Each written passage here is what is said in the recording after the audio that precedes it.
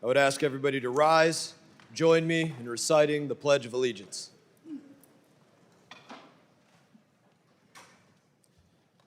I pledge allegiance to the flag of the United States of America and to the republic for which it stands, one nation, under God, indivisible, with liberty and justice for all.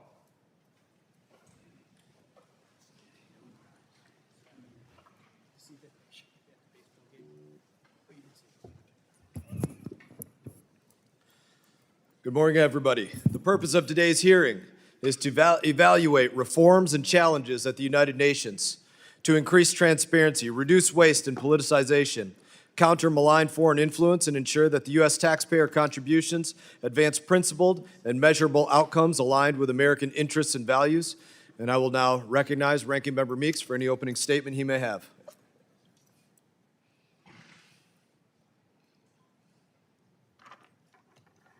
Decided you want to follow me, huh? Welcome. Well, I want to thank Chairman Mast for calling this hearing and welcome Ambassador Waltz and Ambassador Bartos. You know, we're in the 8th decade. It's been 8 decades since the United Nations formation. The United States have benefited greatly from the multilateral world order it helped create and led. Of course, the United Nations has never been perfect. It is a complex institution, often slow-moving and imperfect. Congress has often demanded that it pursue reforms so that the UN can better deliver on its mandate to promote international peace, security, and human rights. And that's because leaders from both parties have understood a fundamental truth. American security and prosperity are strongest when we shape the international system, not when we abandon it. The UN is not simply a forum for speeches. It is where sanctions are negotiated, peacekeeping missions are authorized, and pandemic responses are coordinated. It's where refugees can help international law, where refugees get help and international law is made. And coalitions are built to meet the shared challenges of our time. No nation, not even the United States of America, can solve these problems alone. American leadership at the UN has always been about ensuring those debates and decisions serve the American people. And that is why I'm deeply concerned by this administration's burn it down approach. Rather than strengthening America's leadership within the UN system, this administration has surrendered it. Since January 2025, the Trump administration has withdrawn the U.S. from 69 different entities and UN agencies, including the very UN body responsible for protecting children from sexual violence in war. It has pulled the United States out of UNESCO, withdrawn from the Human Rights Council, and abandoned the World Health Organization, even during an active Ebola outbreak. Then it refused to let Americans exposed to the virus come home. This is not a reform. This is not reform. This is retreat. And it has failed to pay our UN dues, funds Congress already appropriated, forcing severe budget cuts across UN entities, even ones the administration claims to champion. We hear the argument that this is tough love, unnecessary to drive UN reforms, but you cannot reform an institution by starving it. You can only weaken it and hand the advantage to those who wish to harm. The administration's approach is also confounding our allies and accelerating our decline on the world stage. Ambassador Waltz, you now are the face in leading this American retreat. Under your tenure, China is now paying to keep the lights on at the UN headquarters in New York, using our own austerity to cast itself as the responsible steward of the very system we built. The PRC has even offered to host UN bodies in Beijing and Hong Kong. Also under your ambassadorship, the U.S. is siding with Russia and other adversaries on key votes, opposing UN resolutions on human rights, women and children and refugees, not on principle, but over culture war objections to a single word, gender. And Ambassador Waltz, you have called Trump's the peace president. Yet this administration has gutted UN peacekeeping and replaced experienced negotiations with real estate developers. You have been a defender of President Trump's war of choice in Iran and the war has cost the lives of 18 U.S. service members and achieved none of the core objectives. This includes one of my constituents, Sergeant Angel Ramabashad from Ozone Park, New York, who was killed just this past Friday. You've done so with indifference to the cost this war has imposed on American families and its upending of the global economy and our bilateral relationships. So I cannot imagine a worse time to see the United States' influence at the UN than during a war Trump started with Iran and still cannot end. The threats Iran poses can only be addressed diplomatically, multilaterally, with our allies and partners. Instead, this administration treats our friends like enemies. Absurd new tariffs against Canada being the latest example. Countries around the world are asking, if this is how the United States acts toward its closest friends, how will it treat us? That doesn't make them yield to our demands. It drives them to look elsewhere for leadership, and China is happy to provide it. The administration casts its foreign policies as putting America first. In reality, it's America alone, a foreign policy of chaos, corruption, that puts America last. And finally, let me be frank, Ambassador Waltz. You moved into this job at the UN after a debacle in which you and other senior administration officials text classified war plans to journalists. 16 months later, nothing has changed. The incompetence continues, and it's Americans who keep paying the price. So I'm welcome to hear the witnesses' testimony and have the questions that we will ask, and I yield back the balance of my time.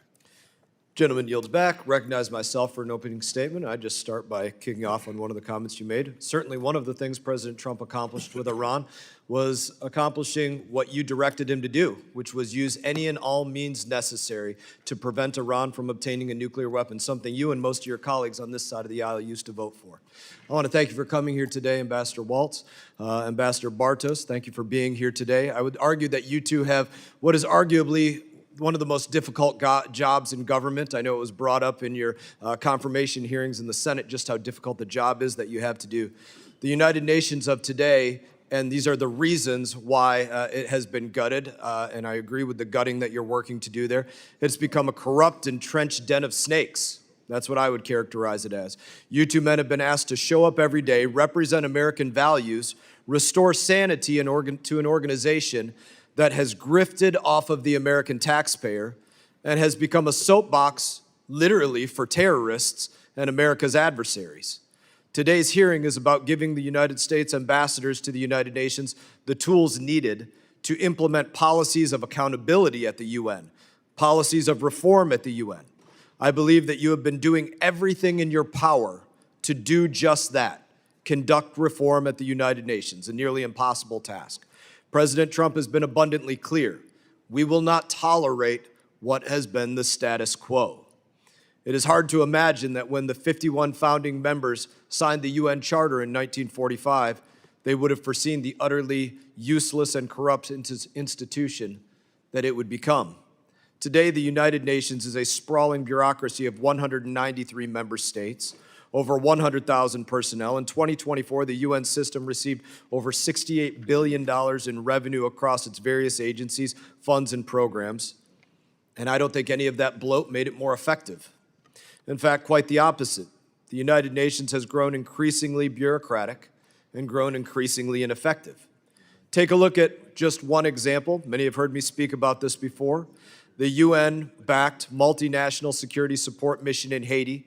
United States of America paid over $1 billion for 1,000 Kenyan peacekeepers to go into Haiti and take out the gangs. That's what we purchased. They did none of that. They abysmally failed while we literally paid over $1 million per Kenyan to do that job. In fact, things have gotten so bad that the Haitian government has taken matters into their own hands and hired an American to go in and do the work that the UN had failed to do at a fraction of the manpower, at a fraction of the cost, and with great success. We simply cannot ask American taxpayers to continue funding failed missions. We can no longer fund programs in the UN that support abortion, radical gender ideology, LGBTQ education, and other leftist projects that do nothing for the American people. We can no longer give America's enemies a seat at the table. When Iran is nominated to the UN committee responsible for shaping UN priorities on human rights and counterterrorism, clearly the United Nations has a credibility problem.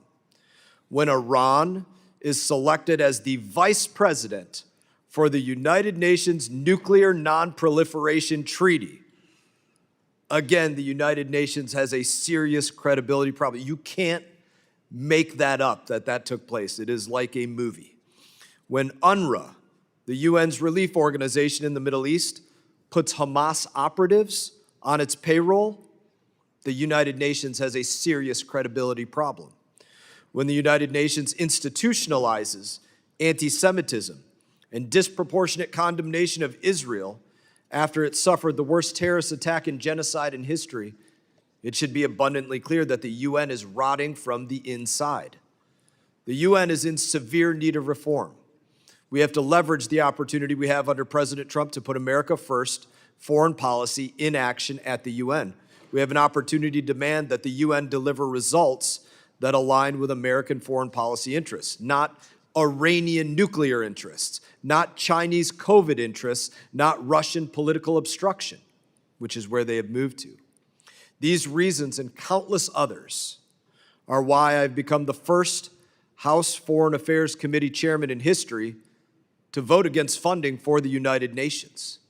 If there were a vote today in the House to create or join a new organization where the United States of America would be on equal footing with Russia and the People's Republic of China, that perhaps had some good features like the World Food Program, but also had programs like UNRWA and Haiti boondoggles and climate radicalism and UN lobbying campaigns for abortion, we would vote against it.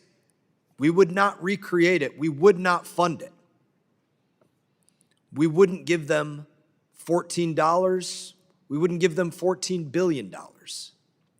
Ambassador Waltz, Ambassador Bartos, you have been doing everything that you can to tear out the rot, to tear out the grift. I give you every credit for that. I admire the steps that you're taking for United Nations reform, and I appreciate your leadership in that den of snakes. While I continue to doubt the effectiveness and the value of the United Nations as an organization, I look forward to hearing your testimony, hearing about the successes that you have had in rooting out that rot, the obstacles that you continue to face, and learning about those UN institutions and cultures where the rot is so deep, you and your leadership team have yet to been able to affect it. Now recognize, I would actually remind other members of the committee that opening statements may be submitted for the record. Again, we are pleased to have a distinguished panel of witnesses before us today on this topic. The Honorable Mike Waltz, Representative of the United States of America to the United Nations for the U.S. Department of State, and the Honorable Jeff Bartos, Representative of the United States of America to the United Nations for UN Management and Reform for U.S. Department of State. We're honored to have you both. Ambassador Waltz was honored to have you as a colleague here.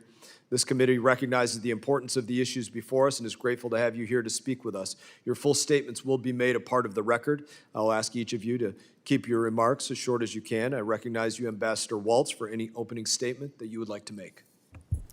Well, thank you, Chairman Mast and Ranking Member Meeks and members of the committee. It's good to see you again. It's good to be back. A little different to be on this side of the dais, I have to admit.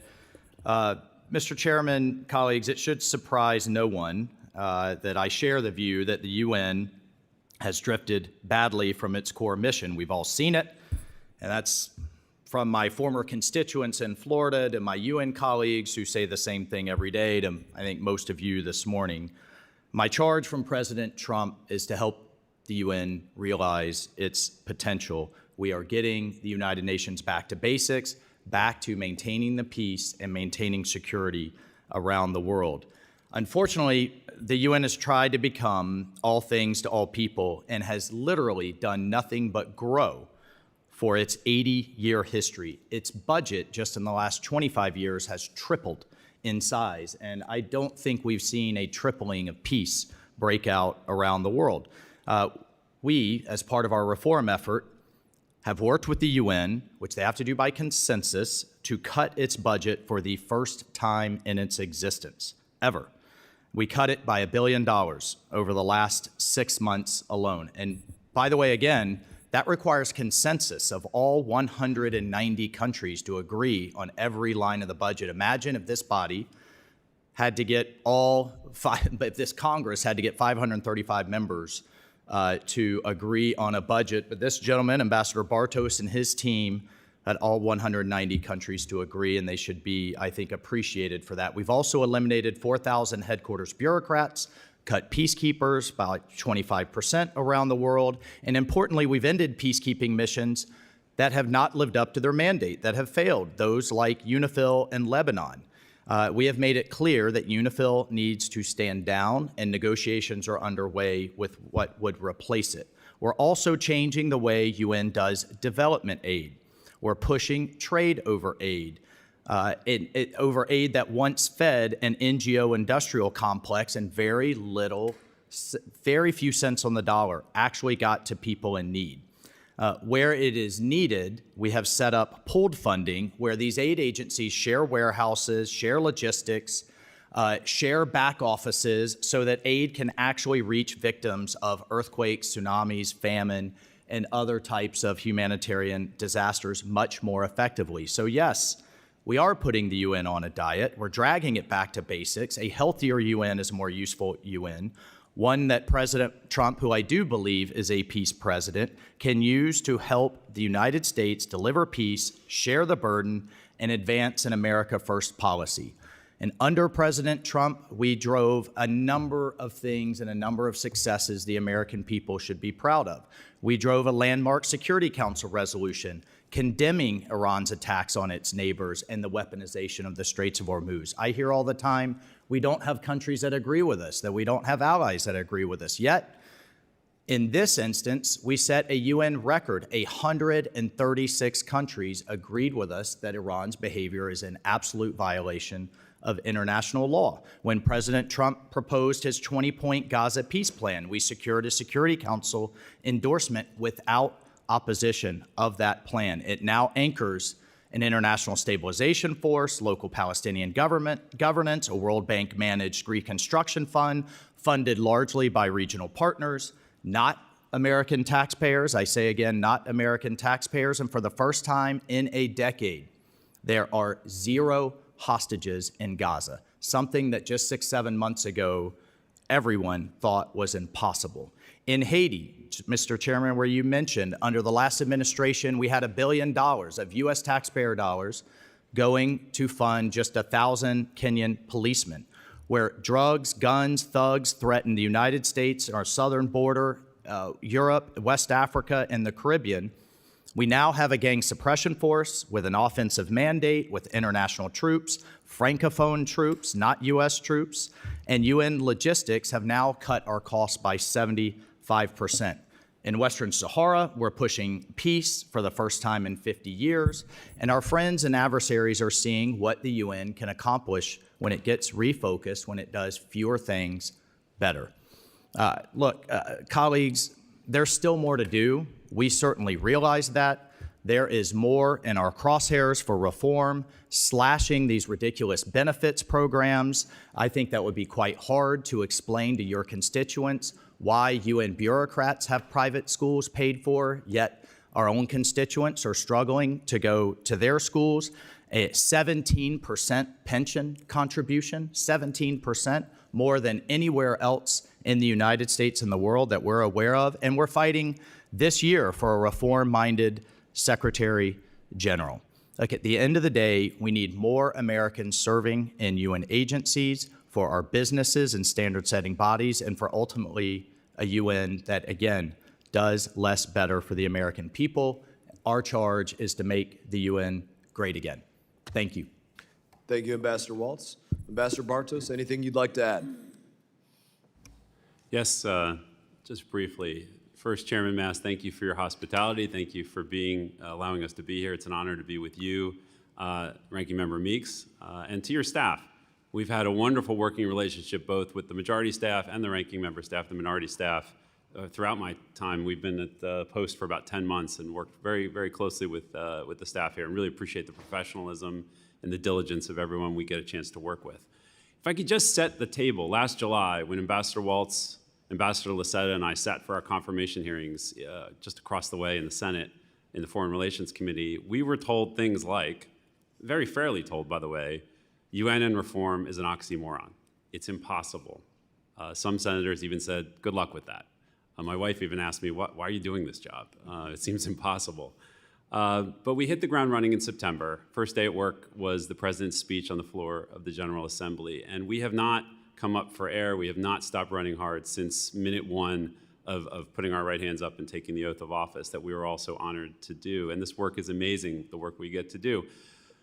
Ambassador Waltz and I wrote an op-ed in January, just a couple months ago, and it was entitled, "Reforming the UN was impossible until President Trump came along."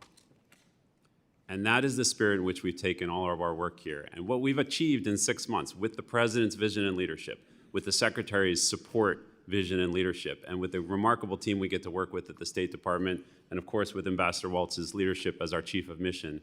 As he said, we have achieved $1.1 billion in budget cuts across the regular budget and the peacekeeping budget.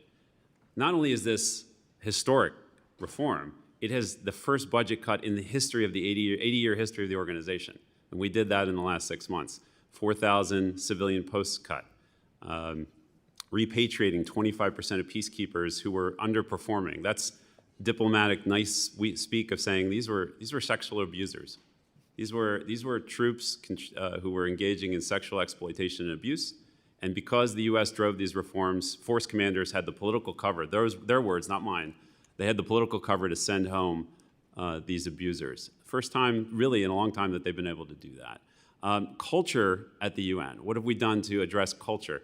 Our team, for years, has worked on, before you, as a troop contributing country, you could send equipment into theater, park it, and get reimbursed just for having it sit there.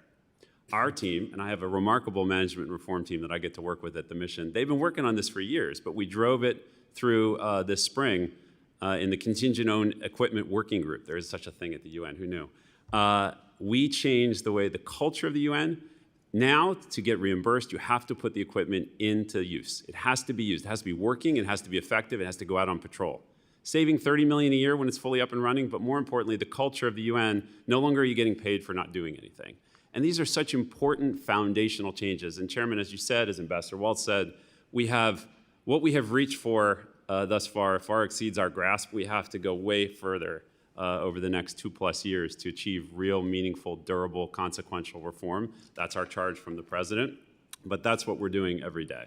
And so we bring, as you and I have discussed, there's so much work left to do. If I could just say also, and the Ambassador touched on this, the UN in standard-setting bodies like the ITU, like WIPO, like IMO, we are bringing U.S. leadership to make sure that our interests are not only preserved, but also our interests lead. Because if we're not leading, our adversaries are waiting in the wings to do that. And so we are bringing that American leadership, that American innovation, that American focus to do just that.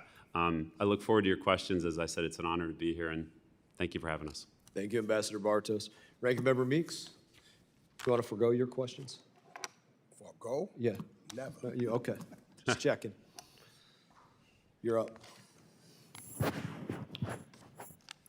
Let me start this, and I want to, because this committee, we have not had any real oversight on this war of choice of President Trump. And I know that, Ambassador Waltz, you've been the face of that at the UN. And so I just have a few questions I want to ask you in that regards.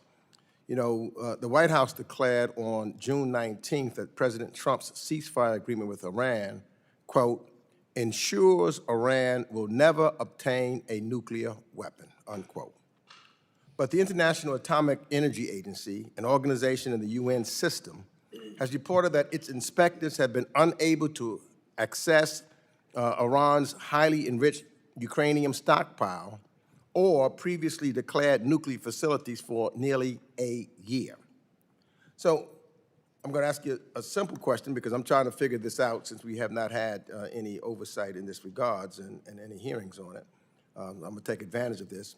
Can the IAEA account today for all of Iran's enriched uranium and verify that Iran has not moved nuclear material or equipment to undeclared locations? Do you know? Yes or no?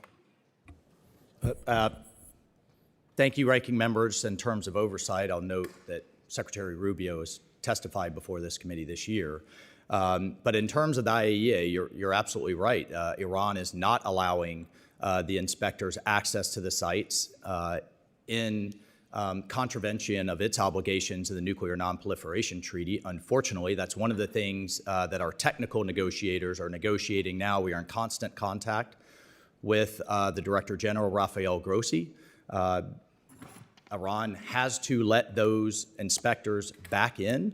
By contrast, you have the United Arab Emirates just over the Gulf with a civilian nuclear program that does allow the inspectors what full access. confuses So me- Iran kicked the inspectors out. They have to let them back What in. confuses me is that the president will then tell the American people on June 19th that his ceasefire agreement has eliminated Iran's path to a nuclear weapon.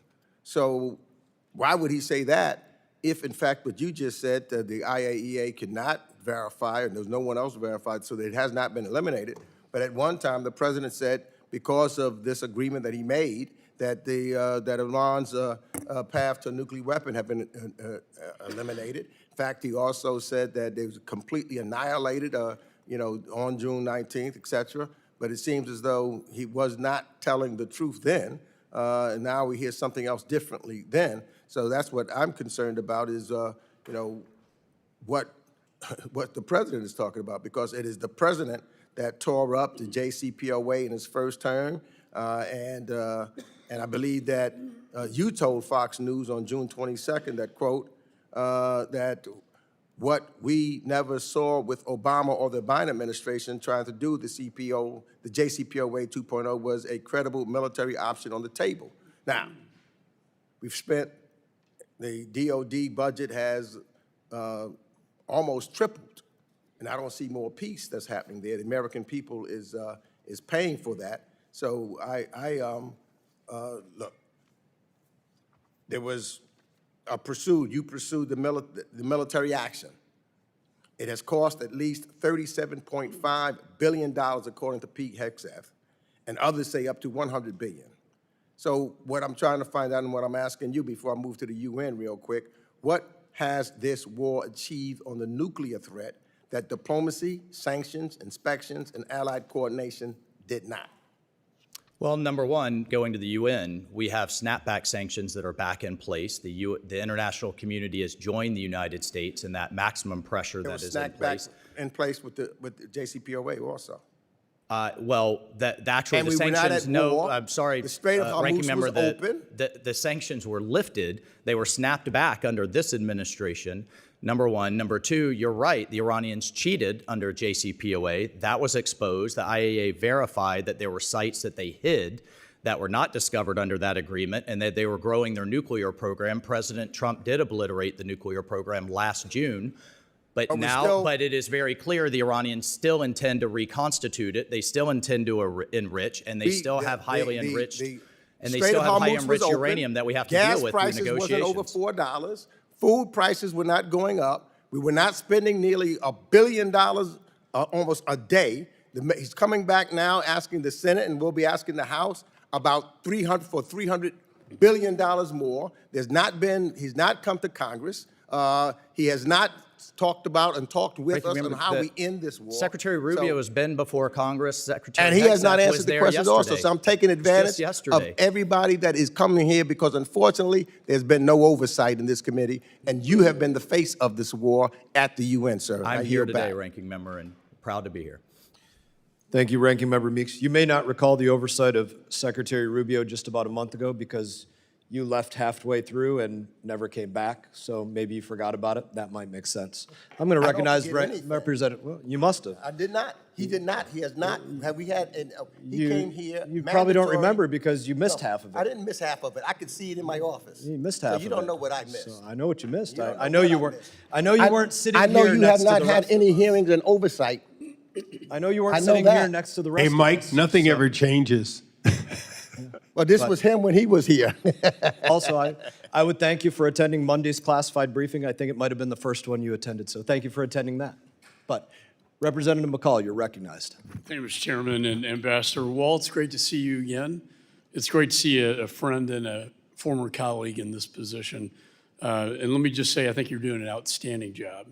Reforming the United Nations is quite a daunting task. As Ambassador Bartos, you mentioned your wife questioning your sanity and taking on the job, but I commend you for it. I want to follow up with Iran. You know, since 1979, a dark veil of terror has reigned over the Middle East. This, in my judgment, was a reckoning that was eventually going to happen. It was unavoidable with this regime as long as the regime is in power. I commend this president for being the first president to take on this regime in Iran on its path to a nuclear bomb. Negotiating in the past hasn't worked. I have to be honest with you, Ambassador, I'm not sanguine about the current negotiations. I understand we have to give that a chance and give peace a chance. We have to try to negotiate. But I do think that, as Reagan said, peace through strength, as Colin Powell talked about, the Powell doctrine, either you go all in to win or you get the hell out of there. Right now, they're reconstituting their centrifuges in underground storage facilities. Then their launch pads are still striking. It is my sincere hope, and it's not your responsibility, but that the president unleashes our Department of War on Iran. I know that's what is happening now, to take out the launch pads, to take out the IRGC, to let Mossad and Israel do its job, because I think as long as this regime's in power, we're going to continue to have this problem. And Russia providing targeting information is absolutely unacceptable from my point of view, and I think from the United States point of view. I'm really pleased to see the White House join with Lindsey Graham. As I went to Ukraine, his last wishes were his Russian sanctions bill to pass. I will be introducing that in the Congress here today. And I want to thank the White House for its work there, because nothing will end that war sooner than passing that sanctions bill. It's a path to peace, not a path to war. My question to you is the Straits of Hormuz. We're a net gain producer. We don't really even have to rely on this. We are doing this to the benefit of our European allies. The UN Security Council, I want to ask you, where is the UN Security Council? I applaud the president as well for getting the Gulf states involved to help finance this operation, because it's in their best interest to open up these straits. I think it's a very doable thing if we unleash our military and allow them to do what they do best, sir, and you know the military better than I do. They're fully capable of accomplishing this mission. I know that's not the hat you wear today, but I'd like for you to comment on the overall status of the straits and what role, if any, are the Gulf states, but I think the Gulf states are stepping up. What role, if any, is the United Nations and Security Council playing in this? Well, thank you. And just to set the table for the answer, and I want to answer that very specifically, you're absolutely right. Iran has been at war with the United States since 1979, has killed thousands of my fellow servicemen in Iraq, in Lebanon, in the Gulf, literally all over the world, in addition to its plots here in the United States and to kill the president of the United States and members of his cabinet. Yet, Iran is in the worst place, is in the weakest place it has been through a combination of both military and diplomacy in its war against the United States. In Lebanon, You have the Lebanese government. You had the president here yesterday and today. You have Lebanon negotiating with Israel for the first time. You have the Assad regime is gone, and probably the most hope in Syria that we've seen in a generation. You just had the Iraqi president here in Texas signing deals with American oil and gas companies, and the Iranian regime is literally cratering economically, militarily, and at war, frankly, with its own people, in addition to the region. To your point on the Straits of Hormuz, Secretary Bessent just said yesterday, China, the main buyer of illegal Iranian oil, has cut its purchases by half, and nobody else wants to buy it. The blockade is absolutely working. And then on the UN, look, we've had Iran absolutely diplomatically isolated. We may not pay a lot of attention to what happens in the UN Security Council here in our media, but I can tell you around the rest of the world, they are glued to every word. It's the only forum Iran really has on the global stage, and 140 countries have sided with us and condemned their attacks on civilian shippings, the mines that they're putting in international waterways, and their violations of international law across the board. Keeping them diplomatically isolated is my job, and as the ranking member mentioned, we also have sanctions authority. The snapback sanctions that were lifted under the JCPOA are now back in place, and the rest of the world has joined us in that economic isolation. Thank you, sir. Representative Sherman. I thank Mr. McCall for pointing out that America is self-sufficient in oil. Our oil does not go through the Strait of Hormuz. If we prohibited the export of American oil, except for refine and return, then we would be paying American prices for American oil. Instead, the President has decided that we need to pay that world price to the great enrichment of American oil producers that have done nothing except sell us the same oil at the same gas stations, now for a much higher price. The ranking member was correct to point out that this committee has not provided oversight for this horrendous war in Iran. But even more timely is that we need hearings in this committee about the proposed nuclear cooperation agreement with Saudi Arabia. Now, there are those who think that the Saudi possession of nuclear technology is totally benign. But I've been involved in this for a long time. And I remember when the most powerful monarch in the Middle East was a good friend of America.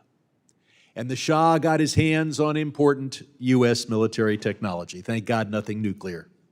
And everything the Shah had in 1978 was in the mullah's hands in 1979. We have no idea who is going to be running Saudi Arabia 10 years from now. Mr. Waltz, the administration has decided to share certain elements of the nuclear cooperation agreement with the press, and so all I'll have is press reports. Have you read the agreement? Mr. Sherman, I have seen the agreement.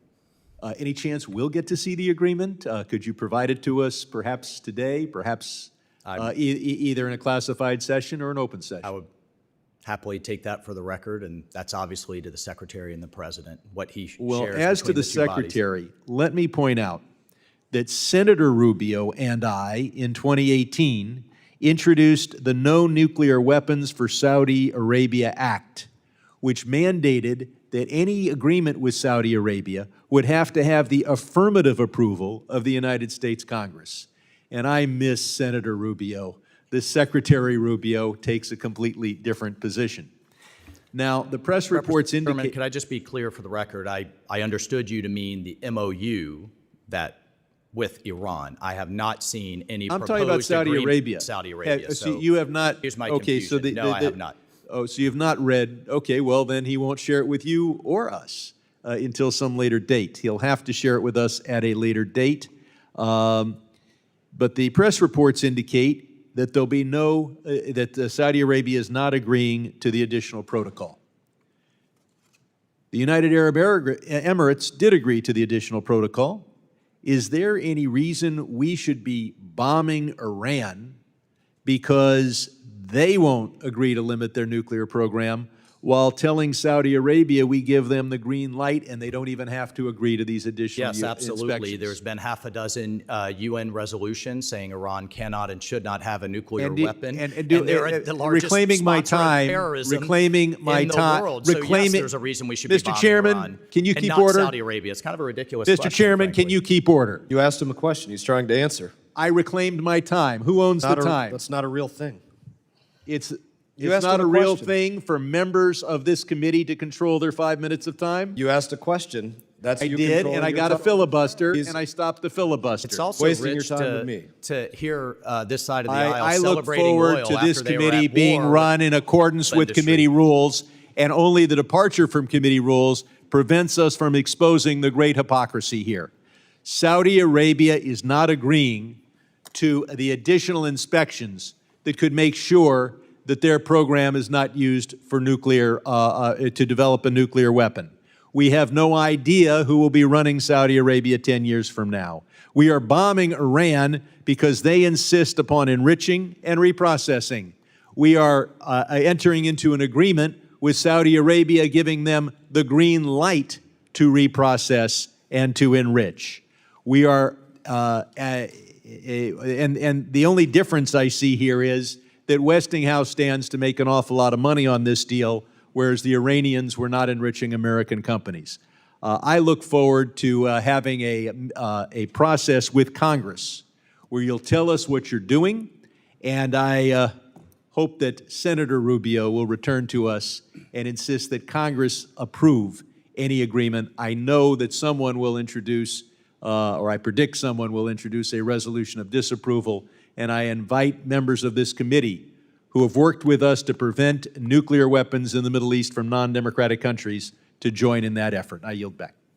Representative yields back. Just so everybody knows, I shouldn't have to tell people this, but if you ask the witnesses a question, I'm not going to prevent them from answering you. I would think that's common sense. Representative Smith, you're No, recognized. the Mr. rule is Chairman? the time belongs to the member. Time And is the not member recognized. You're not utilizes their recognized. time. Ranking Member Meeks, Well, but I want to Mr. make sure Smith that is we have the Mr. regular Smith is- order in this hearing. There's order. He asked a question. The witness was trying to answer. You The don't want him witness to was answer? trying to filibuster. This is your And MO. it's his You guys determin- ask questions It's and his then you don't want determination to answers. make sure You that ask he about controls Rubio's his shoes, time. and you don't want answers about his He shoes. controls the time. Members control the Mr. time. Mast, He you asked seem a question. unfamiliar with the rules of this committee. Members control the time. Don't ask questions. Not a if you- witness. Don't ask questions if you Witnesses don't want do the not answers. control. Well, the witnesses can't answer yes or no also. They can answer. You got to give them a They chance don't to do answer. so. They try to filibuster. They don't if you talk over them. They try to filibuster. Consider yourself warned. You ask them a question, they're going to have the No, opportunity we got to answer. apply by the rules of this committee. The members control the time. You are not going to control the time of the members of at least this side of the aisle. The members control their own time. They determine whether or not their question is being answered or not. They determine, because they only have 5 minutes, whether they want to move on to another question. We're not going to have a situation where witnesses can filibuster and members can't ask the questions they want to answer. Let me just That's be clear not the again. rule in this committee. You will have a situation. I want you to be, make sure you understand, because sometimes you leave and you don't come back. I want you to understand that if your members ask a question, the witness are going to have the opportunity to answer. Whether you leave and come back, it'll be the same rules. So just so you know. This is not high school trying to be Representative personal with Smith, me. you're recognized. Thank you, Mr. Chairman. And first of all, let me just say a very special thanks to Ambassadors Waltz and Bartos for your extraordinary leadership, your tenacity, your vision. I am so glad we have the A-team at the United Nations, and you are indeed that. In 2011, I would note parenthetically, even President Obama cut off funding to UNESCO. I remember it well because of their rampant anti-Semitism. So withholding funding to an egregiously flawed institution or agency is in the best interest of not only the United Nations, but of course, the United States of America. So thank you for that. I do want to thank you for working and pushing so hard to reform a system that is so egregiously flawed and broken. So many of the agencies, it is in disrepair, including peacekeeping. I went to Darfur, and I went to Sudan several times, but in Darfur, I met with the peacekeepers when they first were deployed. Found out they were getting $1 a day. Came back, talked to Condoleezza Rice, our Secretary of State, said, this is outrageous. And of course, she worked to reform that and to fix that. In 2005, I became aware that UN peacekeepers in DR Congo were raping little children. Ambassador Swing was in charge of that mission. When I raised these issues, I was dismissed and then dissed. So I went there and I met with the people. I ran into an OIOS Mountie who was in charge of investigating. He was a font of information, came back here, had 4 hearings on it, and said, how dare they go in there to protect, and they're raping little children, 10, 12 years old, and for a meal, these kids were being exploited by UN peacekeepers. Kofi Annan, to his credit, tried to reform it, and then what did he do? He turned around, he had a zero tolerance policy, and he repatriated people who were, committing these crimes.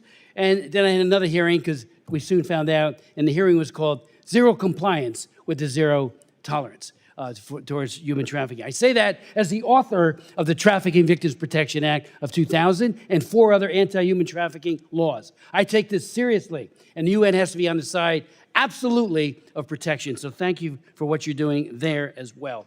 On Nigeria, Secretary Waltz, thank you for your leadership on Nigeria. You are one of the few people I know who was deployed there to try to help protect those who are being slaughtered, including the Christians. Yes, Muslims get killed too if they speak out.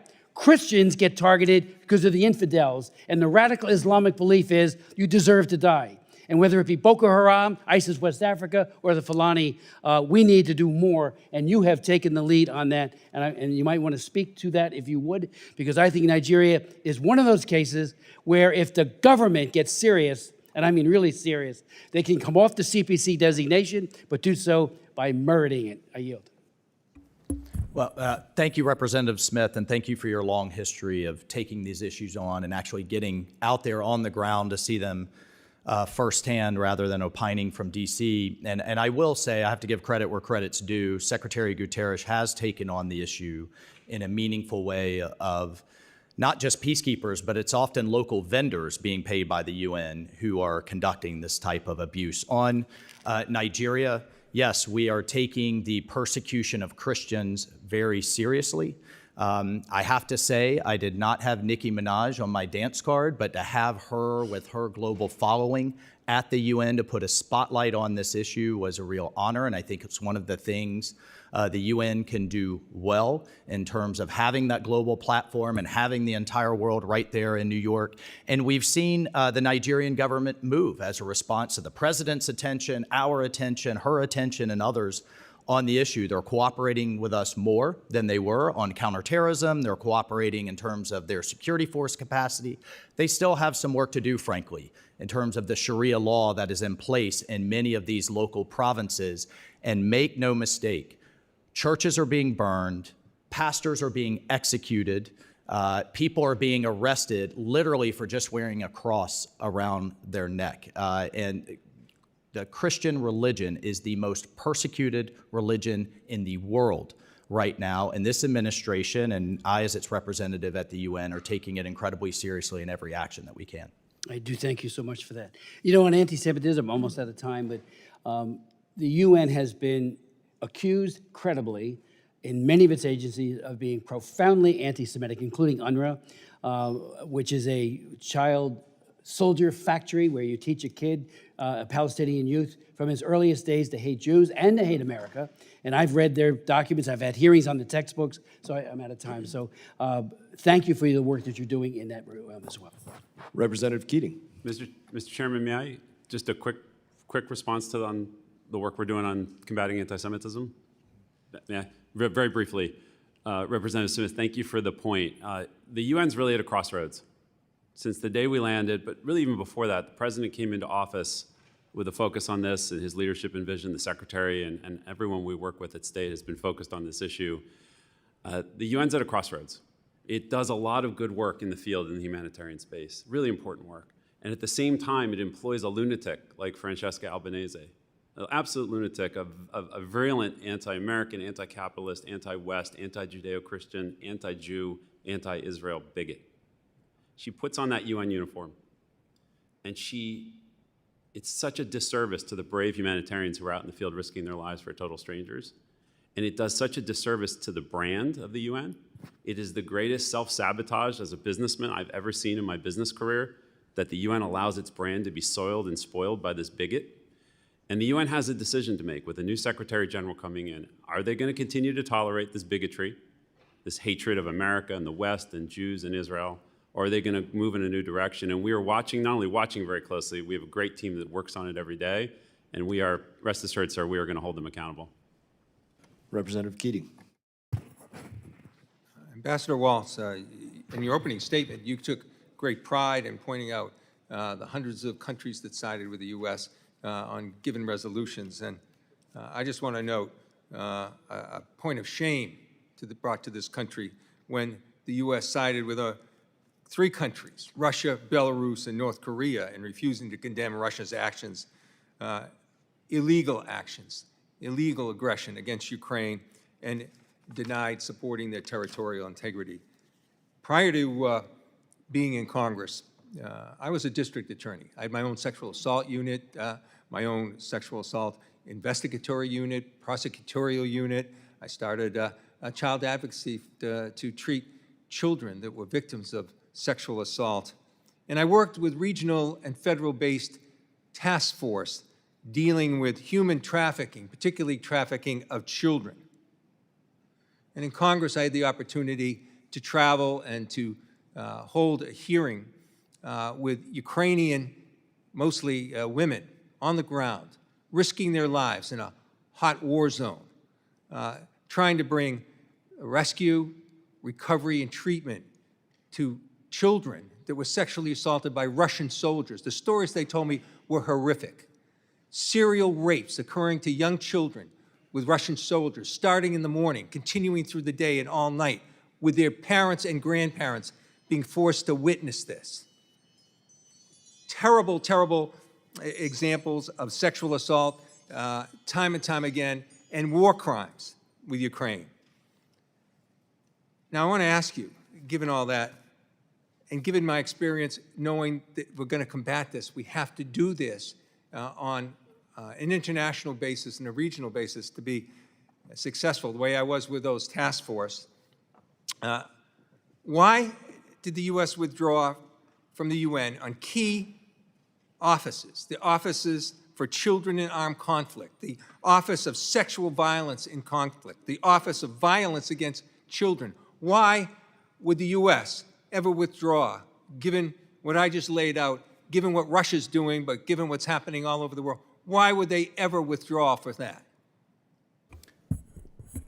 Congressman, I would not conflate our evaluation of the effectiveness of a particular office of an organization versus caring about the issue. I just last week hosted with Tim Tebow and the Tebow Foundation. To your point, sir. I know Can about I answer Tebow. your question? Thank you for Is Tebow. 5 seconds no, filibustering? You answered that. Now I'm taking your answer that you gave me, and I'm asking you another question. Sure. And I wasted time doing it.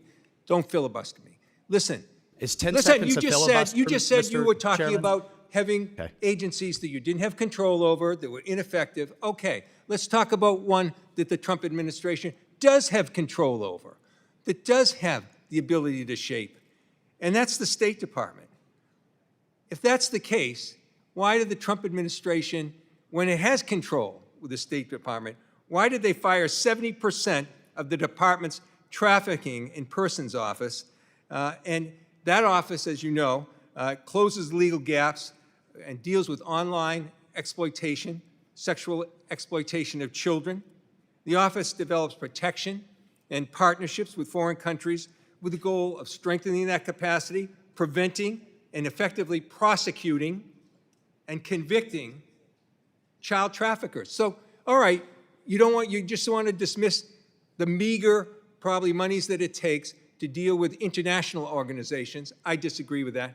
So what about the ones you had control President over? Trump just signed this year an executive order getting after, in a very serious way, sexual exploitation of children. I just hosted a major event at the UN around the sexual exploitation of why children. isn't that with effective? Why is that so INL, effective? with the International when Narcotics Law countries as a Enforcement, whole, with the UN when Office that's of Drugs and ineffective. Control, You're with subjectively the choosing Tebow what's Foundation. effective, what isn't. No, I'm giving you an answer. The No, I'm president takes giving this you very seriously. You my just don't like the statements. answer Oh, this is a because great it way cuts to have a against your hearing, narrative. isn't it? I wonder how you would have I'm sorry reacted if when the you were on the facts other side run of this. headlong Listen, into your Chairman, I narrative. am will you just allow telling the you witness that to the Trump answer the administration question? has Take control this very over its State seriously. The Department. First Lady It cut has 70% expatriated of the people Ukrainian there, children and they're from sitting Russian there camps. The trying First to Lady say herself that is they're going through an after this executive issue. order, and we know how they're working out. The executive order dealing with it. It has the force of law, as you know. Your administration is sitting there withdrawing from having a place at the table on these critical issues, and you're sitting there putting I just your gave own you spin 3 on the examples religious of how we're aspect taking of the that issue on. being the most important thing, and you're hurting children. We are U.S. should be a saving leader in children this. around They the shouldn't be world while this withdrawing body from this. They shouldn't be blows cutting hot air. I don't personnel know what from it's this. I yield back. Mr. Keating, would you like an extra 5 seconds where he was answering you earlier? Sir, I was answering the in-part question that was there. He kept trying to filibuster. Let's not have this hearing Wanted to be make about sure- filibustering. What goes around comes around. Just wanted to make sure you didn't want an extra 5 seconds when you tried to answer. Representative Wilson. Thank you very much, Chairman Brian Mast, and indeed, thank both of you for being here today. And I particularly appreciate Secretary Waltz, your lifelong achievements as a graduate of Virginia Military Institute, and for the people of the United States, military service, public service. Thank you, and Mr. Bartos, we appreciate UVA Law School too. With that in mind, I want to congratulate you on your success implementing a streamlined U.S. mission to the United Nations. For far too long, America has helped foot the bill for programs that are undermining American national security. Your successes amplify the reforms so appreciated by former UN Ambassador Nikki Haley. Friends of freedom and democracy are to be recognized, and totalitarian dictatorships promoting terrorism are exposed by you and former Ambassador Haley. Additionally, I'm really concerned that to assist you, I've addressed a letter to you and Secretary Rubio requesting a review of certain UN officials who are promoting extremist and anti-Semitic ideologies. These bureaucrats have called for the arrest of President Donald Trump and Secretary Hegseth. They have minimized Hamas atrocities, dismissing murderous rapes that claiming they didn't occur. Additionally, they have questioned democracy while visiting Tehran and praising Havana, Cuba. With that in mind, I'd like to submit the letter for the record. Without objection. Additionally, Mr. Ambassador, under your leadership, I appreciate your efforts to address diversion of critical aid to prevent food and other critical aid to provide that it go to those intended instead of being diverted to dictatorships. What's the status of reforms to protect programs that really are legitimate? Ambassador Waltz, or both? Well, I'll just tell you from a broader sense that we have worked at the aid diversion program by pooling our funding, by downsizing the number of agencies that receive some of the funding. Again, that doesn't mean we don't care about the issue. It means we're trying to make it much more effective. I can tell you, Representative, how many times across Africa and the Middle East that I pulled up to a ministry in a small country. It has maybe 6 people in it, and there's 18 UN cars outside from 18 different agencies, all well-meaning, but highly, highly inefficient. So we've pulled that funding. We've forced a number of these agencies to use shared warehousing, aviation fleets, vehicle fleets, shipping mechanisms so that more cents on the dollar actually gets to people in need. And they now have, the UN organization called OCHA now has data up on a dashboard, publicly available. We are auditing that data. We are providing that kind of oversight, but the entire world can see now where that money is going. And that level of transparency was not there just a year ago. And indeed, to get the aid to the people rather than divert it to dictatorships to maintain their power. With that in mind, too, President Trump has acted courageously to destroy the Iranian nuclear capability. It was Envoy Steve Witkoff who identified that Iran was bragging that they could provide 11 bombs with the capabilities they had. And it should be reminded to the American people, simultaneously they're chanting, "Death to Israel, death to America." And so it's not a hypothetical of what they might be doing. With that in mind, Mr. Ambassador Waltz, you've said our relationship with the Gulf allies has never been stronger, which I agree with. Additionally, they've all thanked the United States and President Trump for acting before Iran could destroy the region with nuclear weapons. With that in mind, the only country that has not adjacent to Iran that has been helpful is the Republic of Georgia. The rigged elections in Georgia by the Georgian Dream Party has resulted in a political party which is anti-American, pro-Iranian. What's being done to strengthen our allies and then to try to reform enemies?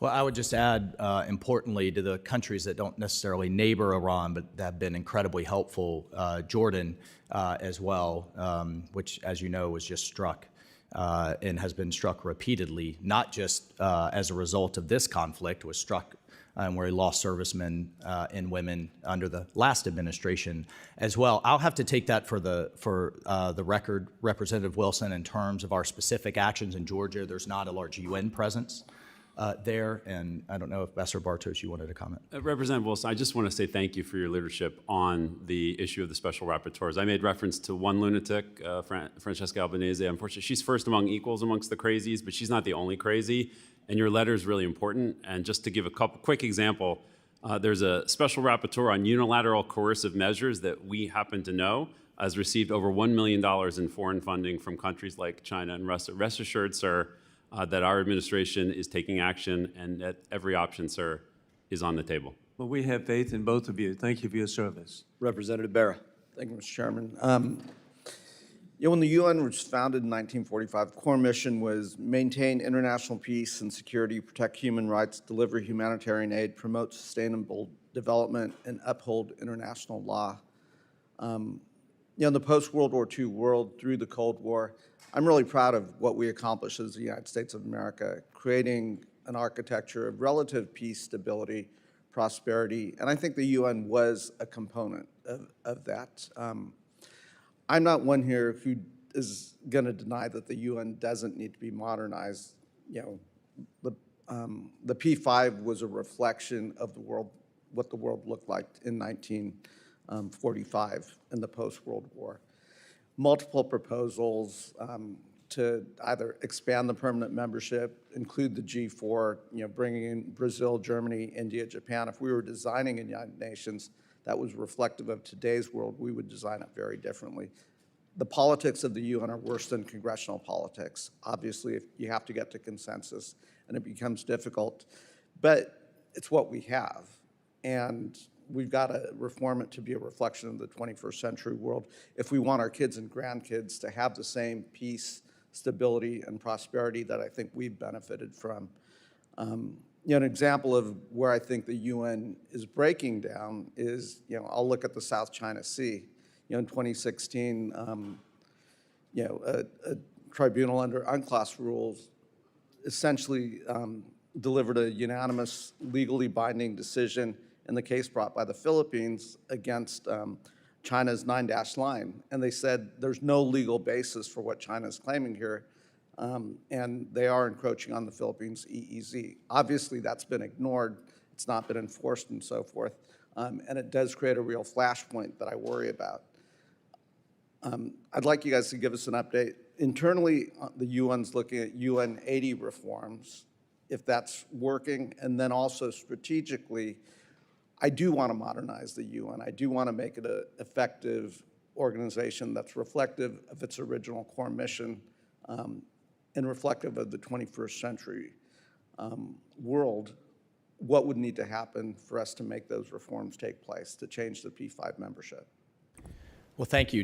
I'll give a very broad answer, and we have our ambassador here who has the unenviable mission of actually leading that reform. There's a number of reforms underway under this Secretary General. One of the questions we're asking the candidates of the next Secretary General is what would they keep, what would they discard, and what do they propose themselves? But for example, set aside the debate on climate. I don't think we need 7 agencies that list as its primary, with its own headquarters, own executive bodies, right, that are focused on that issue. Let's get it down to 1, do less, better. We have 4. These are the Secretary General's proposals, not mine. I do worry about the P5 not reflecting today's world, though. And so again, I'll just tell you very candidly, Representative Barra, there is very little consensus, whether it's on Russia, China, UK, France, On the P5, there has been proposals to have more elected members. There have been proposals to make them permanent, but not have a veto. It's really kind of all over the map in terms of Security Council reform. And the Secretary General is part of UN 80. That's not part of it. So there's just a lot of discussion and not a lot of consensus. And if we were to try to put some muscle into it, lean in, what's the best? Because again, I think the UN's going to be very hard to reform in its current structure with the permanent membership of the I think we could make personally the most gains by what happens in the General Assembly, where you just have literally 80 years of accumulated mandates that then the UN bureaucracy has to try to fulfill. There's no end date, there's no cost associated, there's no deconfliction. And we actually just worked with New Zealand, who led this reform effort, to try to put some brackets and some guidelines around what happens in the General Assembly. That also drives cost onto the UN Secretariat that they struggle to fulfill, and it's one of the reasons they've done nothing but grow for 80 years. I don't know if you want to Congressman, if I just may jump in, an example of U.S. leadership working with the Secretary General has for 10 years tried to reform the credit system at the UN. And it's crazy. Basically, the system was whatever the assessments were, what was unspent, there would be a refund based on the assessments, not based on what people contributed. And the UN, regardless of who was paying what, the UN was on a pathway to insolvency, regardless of anything else, because these credits were just growing.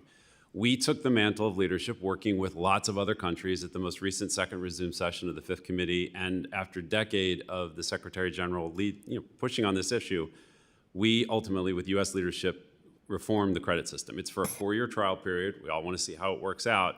But that's the type of thing, to Ambassador Waltz's point, this is happening in the GA, and I'll say proudly in the Fifth Committee, which is completely consensus-driven. It's the most professionally challenging thing I've ever worked on in my life. It's actually crazy when you say 193 countries have to agree, but somehow it works. It really does work, and we get it done. Now 3 budgets, 3 different bites at the budget. We'll have, Sarah, when we come back and see you next, we'll see how the regular budget goes this fall and then into the next Secretary General. But those types of reforms, that type of working together to common sense, but a lot of times it takes a lot of leadership just to get there, and we're providing that leadership. But thank you for the question. Representative Perry. Thanks, Mr. Chairman. Thank you, ambassadors, for being here. I'm going to start with Ambassador Bartos, since a colleague on the other side of the aisle essentially accused the United States and this administration of not caring about children. So I just want to highlight the case of, or the fact that there are 747 open cases, including minors, among the victims of sex used as currency for food and shelter by the organization itself. And just, Ambassador Bartos, if you want to take a moment to briefly address America's views on that circumstance. First of all, General, it's great to see you, fellow Pennsylvanian. So great to see you, and thank you for the question. I would say I've had a lot of proud moments in my 10 months at Post. Perhaps one of the most proud moments was watching our chief of mission last week, sitting up with Tim Tebow, with representatives from the United Nations Office on Drugs and Crime, our own colleagues at the State Department and the INL Bureau, leading a panel discussion on real efforts to combat transnational sex trafficking of children. Now, the statistics, the work that's being done, the Tebow Foundation, Tim and his wife, remarkable people. They devoted their now post-professional football lives to this issue, and to sit there and listen to the devotion they have to fighting this issue, to Ambassador Waltz for convening all of us. It was one of the most proud moments I've had at Post. And any assertion that the Trump administration, that the State Department, or at USUN, we're not laser focused on combating this issue, not only in the UN, but there's a lot of, and Ambassador Waltz could go into greater detail, a lot of just shockingly make you nauseous statistics about what's happening, the flow of minors from Africa to Europe I didn't know about it, and it redoubles and retriples our efforts to combat this scourge. Yeah, American taxpayers don't want their dollars to be spent on trafficking of children on some official capacity. Ambassador Waltz, I wanted to ask you about the UN's Peace and Development Trust Fund. The Secretary General himself said that the 2019 Belt and Road Forum, BRI, and the 2030 Agenda are inextricably linked. The report catalogs program between Belt and Road Initiative, UNDP, UNEP, UNICEF, UNCTAD, UNESCO, spanning Ethiopia, Serbia, Kazakhstan, and dozens of other countries.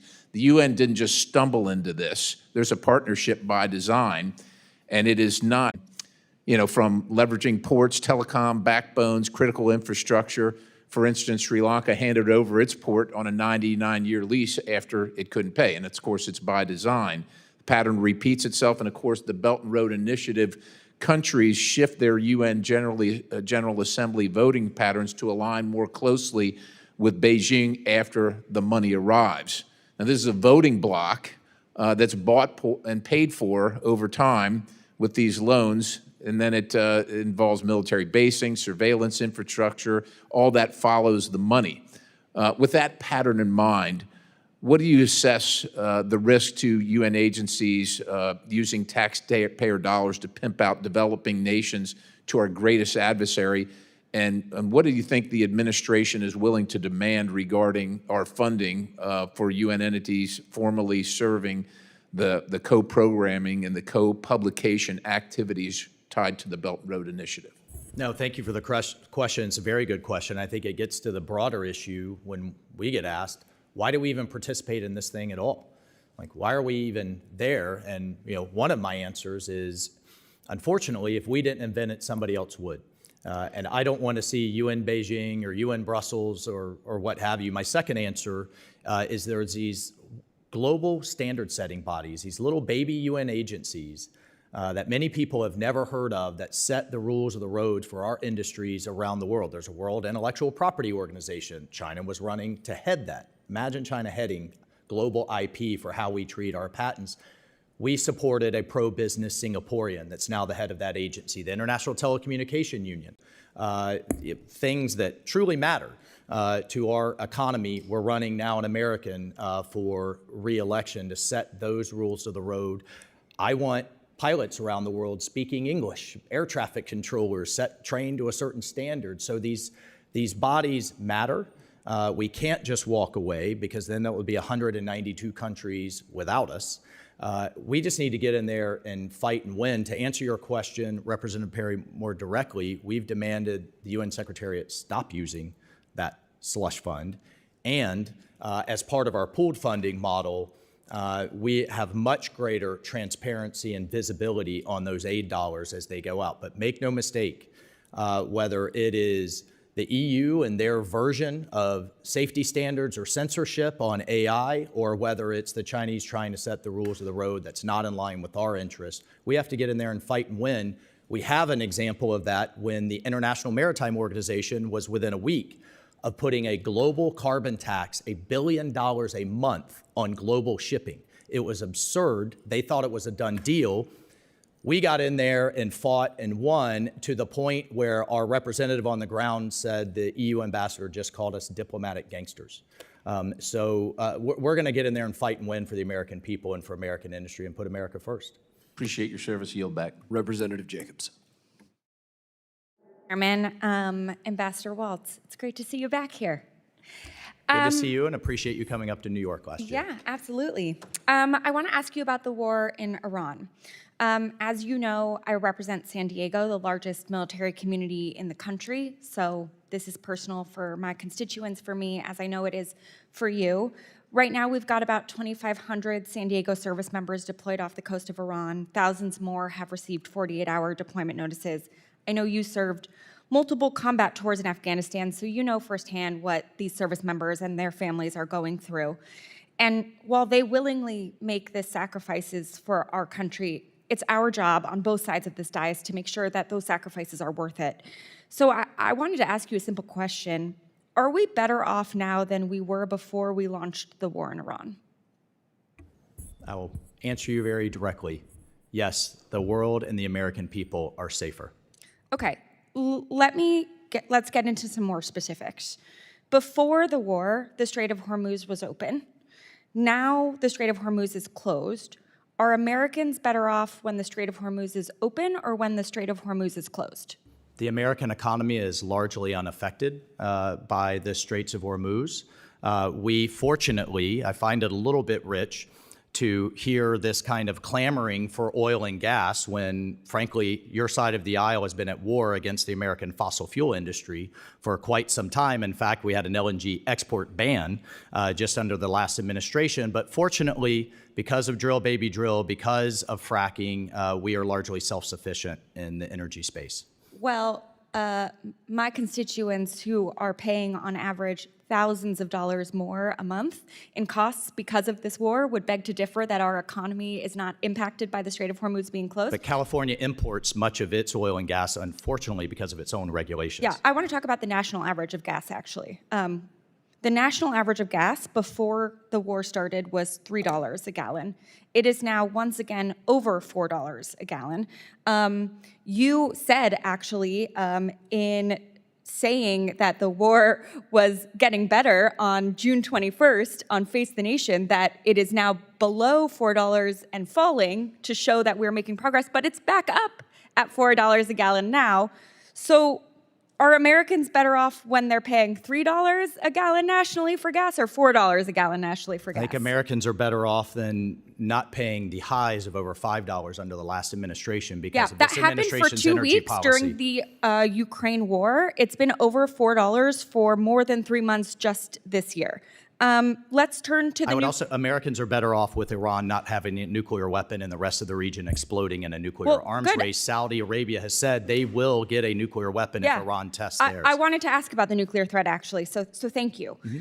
Before the war began, Iran had 440 kilograms of near weapons-grade uranium. We can all agree on that.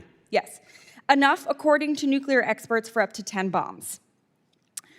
The president says Iran's nuclear program has been completely obliterated, but Ambassador, you testified today that every single kilogram of that enriched uranium is still in Iran, and we know that because the president is currently negotiating what to do with it, and you don't negotiate the disposal of uranium you've destroyed. So the uranium is still there, but we currently have no inspectors to see the uranium or know anything about it. So are Americans better off when we knew where the uranium was and had inspectors, or are they better off now when we don't?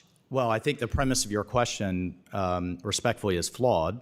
Iran had kicked out the inspectors, was not allowing it to those sites, and was hiding sites where it was developing its program. And so when the president says he obliterated the program, he was talking about its enrichment capability. That was a year ago, and they are working to reconstitute that capability. Mr. Chairman, I ask unanimous consent to enter into the record an article from Bloomberg, Iran atomic risk seen higher than before Trump attacks began. Without objection. Thank you. Mr. Ambassador, we are obviously not better off. This administration has just asked Congress for $87 billion more to pay for this war. We've lost at least 18 American service members with at least 427 wounded. Before the war, the Strait was open. Now it's closed. Before the war, the national average of gas was under $3 a gallon. Now it's $4. The nuclear risk from Iran is higher now than it was before. And Americans have already paid $37.5 billion for this war, according to Secretary Hegseth's testimony yesterday. Last year, you personally added a reporter to the signal chain where this administration was texting about war plans. And at the time, many of us were concerned that your administration's incompetence would get people killed. Well, now we've lost at least 18 U.S. service members because of your administration's incompetence. And you should all be ashamed. It's very clear that Americans are not better off. Potentially the only people better off are the Ayatollah and his cronies. Mr. Chairman, I yield back. Representative Burchett. Thank you, Mr. Chairman, may I respond to that? We have a lot of talk of filibuster here, and it's quite the filibuster. In response, Lebanon is in a better place and in peace negotiations. The Assad regime is gone.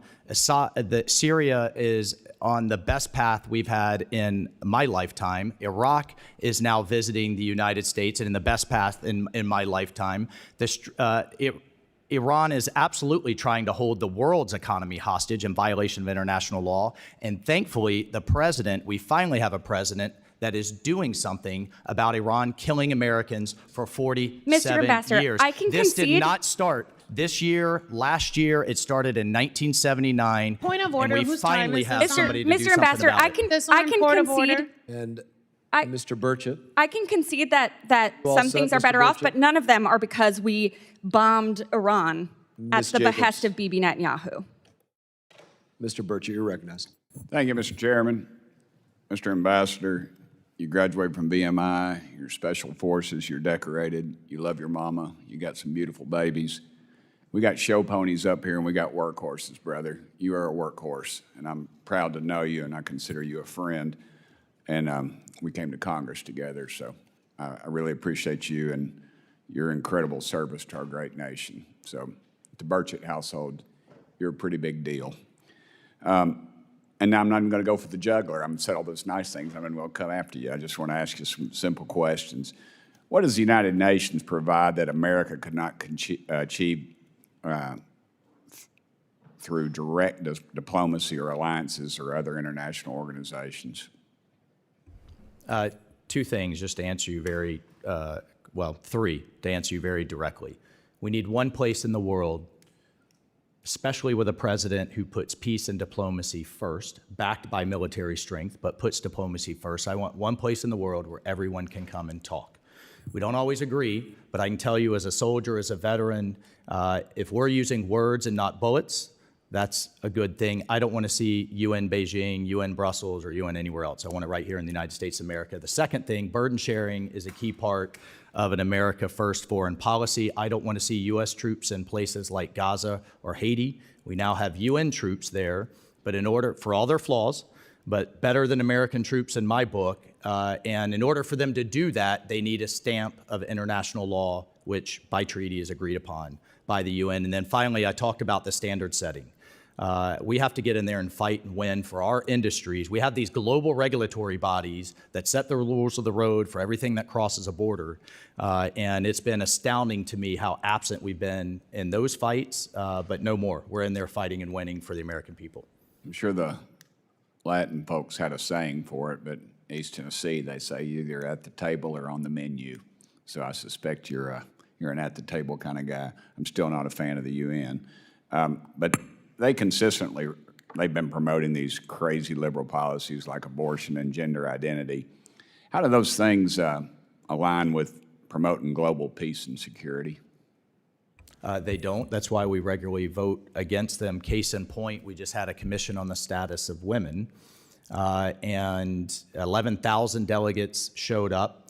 And rather than dealing with countries who still have rape laws where you have to have multiple witnesses for a woman to bring a case, instead of dealing with countries that have abusive and ridiculous domestic violence laws, instead of dealing with countries that have genital mutilation laws still on the books, or those types of things, instead they're going on about this gender and other kinds of nonsense. It's not only a waste of time and money, it's a huge missed opportunity for women who are struggling under these types of oppressive circumstances around the world. And as a veteran of Afghanistan, I've seen the worst of the worst.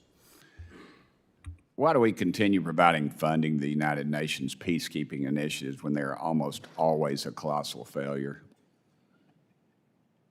Well, I'll hand the mic over to our reform ambassador, but I'll tell you we're trying two different things, at least in our time under President Trump's leadership. The Gang Suppression Force has an offensive mandate, unlike everything that's been tried before, so they can go after the likes of Barbecue and ESO and others that are recruiting child soldiers and terrorizing the Haitian people. We now have the International Stability Force under the Board of Peace with a heavy American hand on that, rather than surrendering that force over to the UN bureaucracy. And I'll defer to Ambassador Bartos for additional reforms. Thank you, Congressman. Very briefly, what we've managed to achieve, we just finished the peacekeeping negotiations for the budget for the 26-27 year, and through Ambassador Laseta, our colleague, and her great team in the political section, they negotiated a major streamlining of the mission in South Sudan, which led to an almost $90 million reduction in that budget on a going forward basis. We've sunset, with Ambassador Waltz's leadership and the Secretary's leadership, we've sunset UNIFIL, and so on December 31st of 2026, UNIFIL will sunset,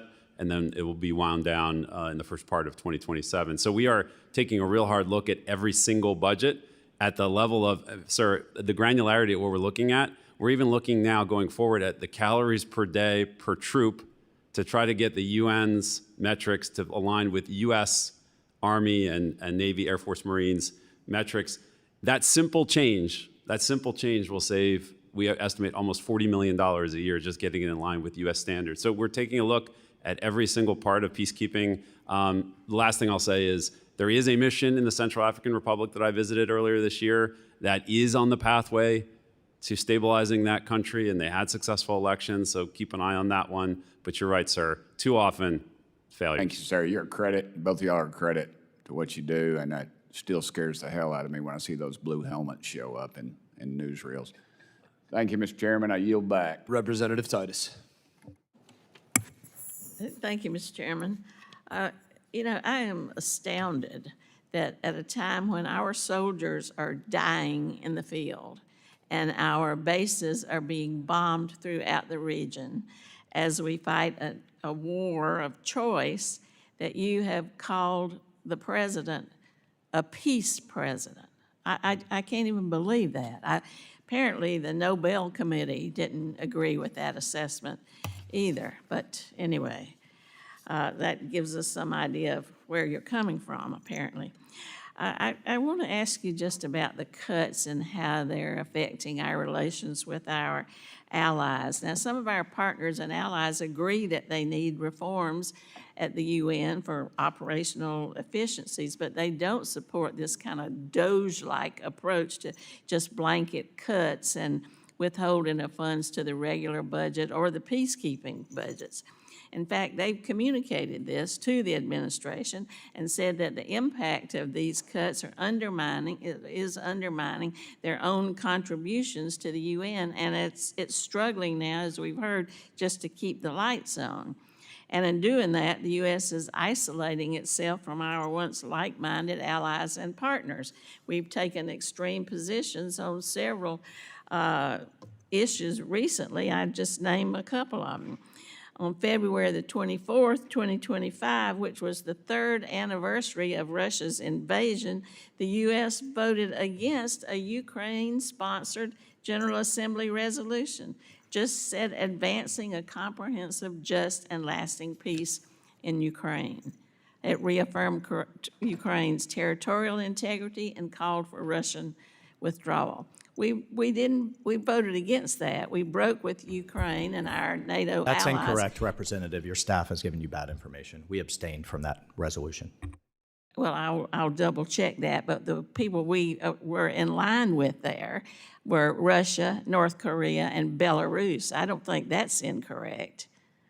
How about this one? March 2026, the U.S. was one of just 3 nations to vote against a resolution that was against the transatlantic slave trade, saying that slavery did not violate contemporary international law. Is that correct? A key provision of an international slavery reparations fund, I would not put a single dollar of your taxpayer money from your constituents into that fund. Well, this didn't create a fund. It was just It proposes an international reparations fund, and even for African Americans who are fighting for reparations, should it pay for the entire world? How far does slavery go back? Who has participated in slavery? It was a wide open money grab on behalf of a number of these countries. Taking my time back. All right, how about this one? We voted against 38 resolutions in the General Assembly Human Rights Committee alone in 2025. That included, and we've heard some reference to this, combating exploitation and discrimination against children, a resolution on children's access to nutritious food, a Second World Summit for Social Development that we opposed 180-3 with just Argentina and Israel on our side. Do you consider that us working with our allies? And tell me, since you're so strong on some of these issues and feel so determined that they are a good idea, how is this helpful? How is this incompetent and extremist foreign policy that you support, you carry out, you're championing, isn't that driving a wedge between us and our allies? And doesn't that fracture the foundations of U.S. diplomatic partnerships? And is that a good thing for our national security? Congresswoman, just on the point about the General Assembly and the resolutions you're referencing, it costs $28,000 per hour to run the GA. They run the same resolutions year in, year out. They're performative, almost all of them, and it is a colossal waste of the time and resources of the UN. The Security Council costs $15,000 per hour. That is how these things cost. We are looking at all that and pushing the UN to get back to basics. So it is actually promoting international peace and security and all of its core missions, and not doing this performative year in, year out. I And appreciate it's a that, key- Ambassador. Thank you. I'll take my time back. I appreciate your assessment. As I understand it, you had no prior government service, no diplomatic experience, and nothing really to recommend you to serve in this role because you're a real estate lawyer. So I thank you for that assessment. Well, in but fairness, I'm not sure how Congresswoman, accurate it is. the U.S. I'll take I have my led time the efforts of back the and United yield. States to I'll build yield. consensus on all of these budget resolutions, which is helping the UN. I led the efforts, my team and I led the efforts to help the UN save itself order. from itself on the credit system. So Point of you order. can say that all One you moment, want. the witness is but, responding. But yeah, I don't know whose time is he, but whose time is he using? The gentlelady yielded back. I provided So the whose time leadership. is he using? He's responding to a question. Again, it seems like you don't want questions answered. No, I just want a point of order. If the gentlelady have yielded back her time, and so I want to know whose time he's now using. Clock The was t- still going, the- as the- you saw. the Or maybe time- you didn't see, but the the clock time was does still not going. belong to the witnesses. The time belongs to members of Congress. If I get Clock to was be still brief. going, and again, if you Chairman, don't want isn't it the answers to chairman's questions, The you made gentlelady that abundant- yielded back her time. You made it abundantly clear you don't want answers But when to the questions. gentlelady yielded back her time, I just wanted, my question was whose time was being utilized? Thank you One for- time when you were the thank chairman, you took my time away because you didn't like my questioning. That is Mr. Chairman, respectfully. other chairman, Yeah, former ranking chairman. member, yeah, respectfully.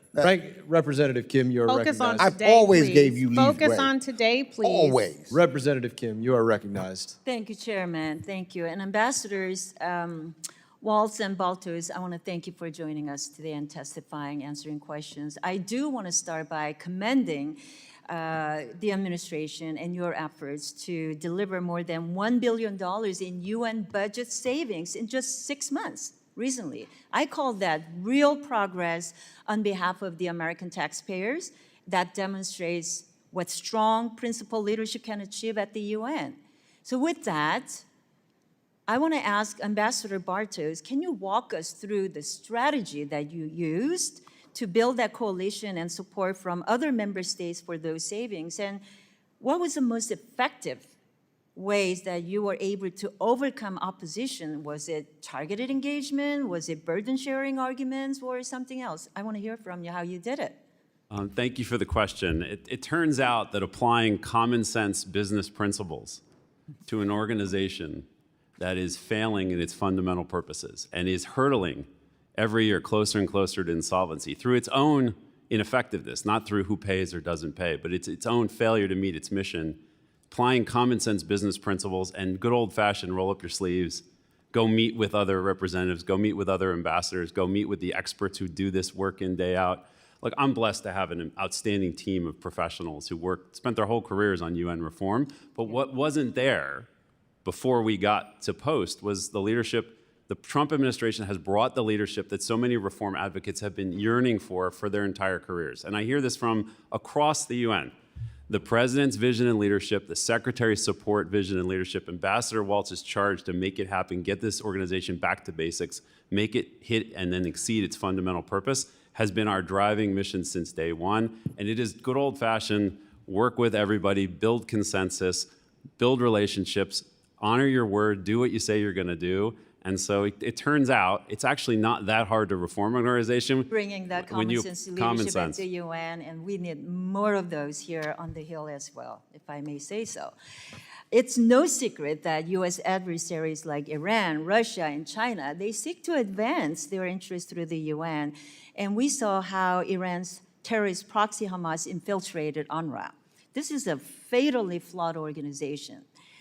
Investigations uncovered that over 100 UNRWA staffers participated in the October 7 massacre, and Hamas terrorists were disguised as UNRWA school principals and teachers. Ambassador Waltz, can you talk to us what steps you are pursuing within the UN system to permanently dismantle UNRWA and ensure that humanitarian assistance to Palestinians across the Middle East is delivered through alternative mechanisms that are not tied to refugee status? Well, thank you for the question. And as you know, Secretary Rubio has labeled UNRWA a virtual arm of Hamas. The USAID Inspector General has identified over 100 employees that actively participated in the October 7th massacre. We have ended U.S. funding to UNRWA as effective last year. We've also, just as an aside in the broader fight against anti-Semitism, withdrawn from the so-called Human Rights Council that has the likes of Francesca Albanese, who is now under sanction, and UNESCO, which I will remind everyone the Obama administration also withheld funding from. In terms of additional actions, I want to make it clear that we're focused on UNRWA Gaza. UNRWA also has activities in Jordan that our Jordanian partners and allies find incredibly useful, activities in Syria and Lebanon. But we are focused on UNRWA. About 70% of what they do is education. Sadly, it is shown again and again to be radicalizing the next generation of Palestinians, talking about eliminating the state of Israel completely. There's no two-state solution coming out of Hamas and coming out of these schools. They're talking one state, which is eliminating Israel. We're looking, the bottom line is we are looking to transfer that function to the newly established National Committee for the Administration of Gaza, which was established under the Board of Peace by UN resolution. We've got a lot of help from Morocco, a lot of help from UAE on the curriculum, and then the other pieces, the humanitarian pieces, need to be handled by other organizations that have not been compromised and radicalized. I want to quickly touch on your role and your leadership because in regards to dealing with China, because they are significantly expanding its pressure there, both financial contributions and institutional influence at the UN. So can you talk to us about how administration is working with like-minded countries to expand Taiwan's meaningful participation in the international organizations? Well, we have repeatedly pushed back on the PRC's interpretation of its role and Taiwan's role at the UN. So part of that is just constantly level setting of what the UN resolution that established the seat for China actually did. And we are, I know we're out of time, but we are fighting for Taiwan's meaningful participation in UN bodies across the board as a matter of US policy. Representative Liu. Thank you.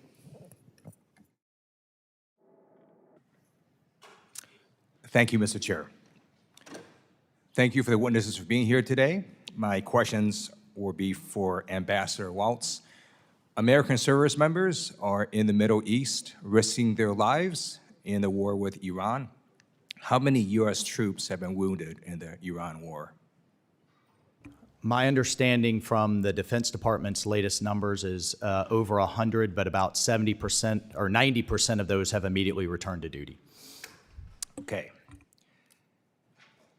That number is wrong.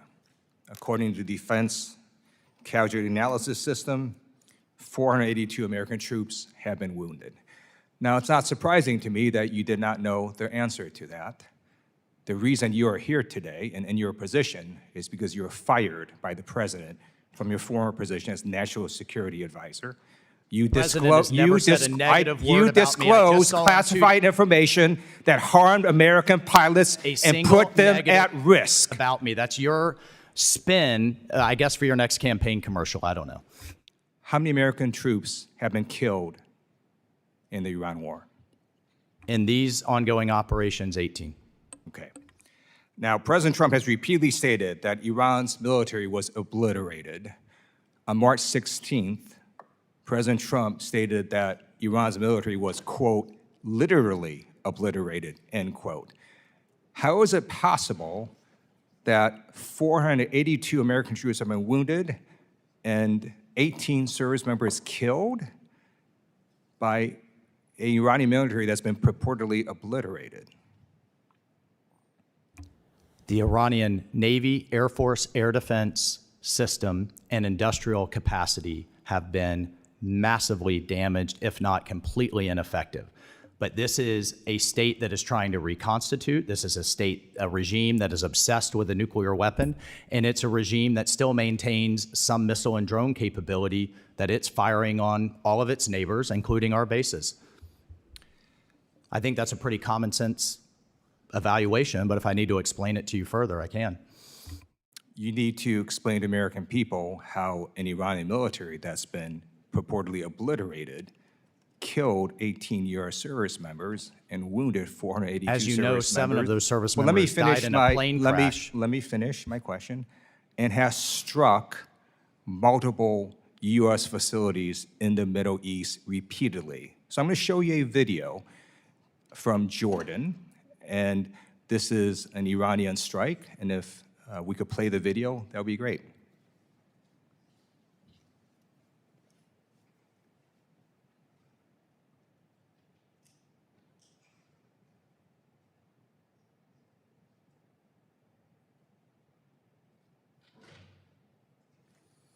Thank you. I would hope the Republican-controlled Foreign Affairs Committee would know how to use audio next time, but we did see the video, and it showed multiple missiles hitting this base in Jordan. Let me tell you what happened. It was disclosed later that 2 U.S. troops died in that strike from a purportedly obliterated Iranian military, and this is what Donald Trump said. He said that the Iranians, quote, did slip something through in Jordan, and if we had other operators, it would not have happened. He then went on to say, when you let other people do your job, with the United States, we let other people do a job, and sometimes it doesn't work out so well. So let me ask you this question. Do we still have American troops stationed in Jordan right now? Doesn't surprise me that you're referring to Al Jazeera. In terms of your video, I'm here as the UN ambassador, but I'm happy to refer you to Pete Hegseth, Secretary Hegseth's testimony yesterday.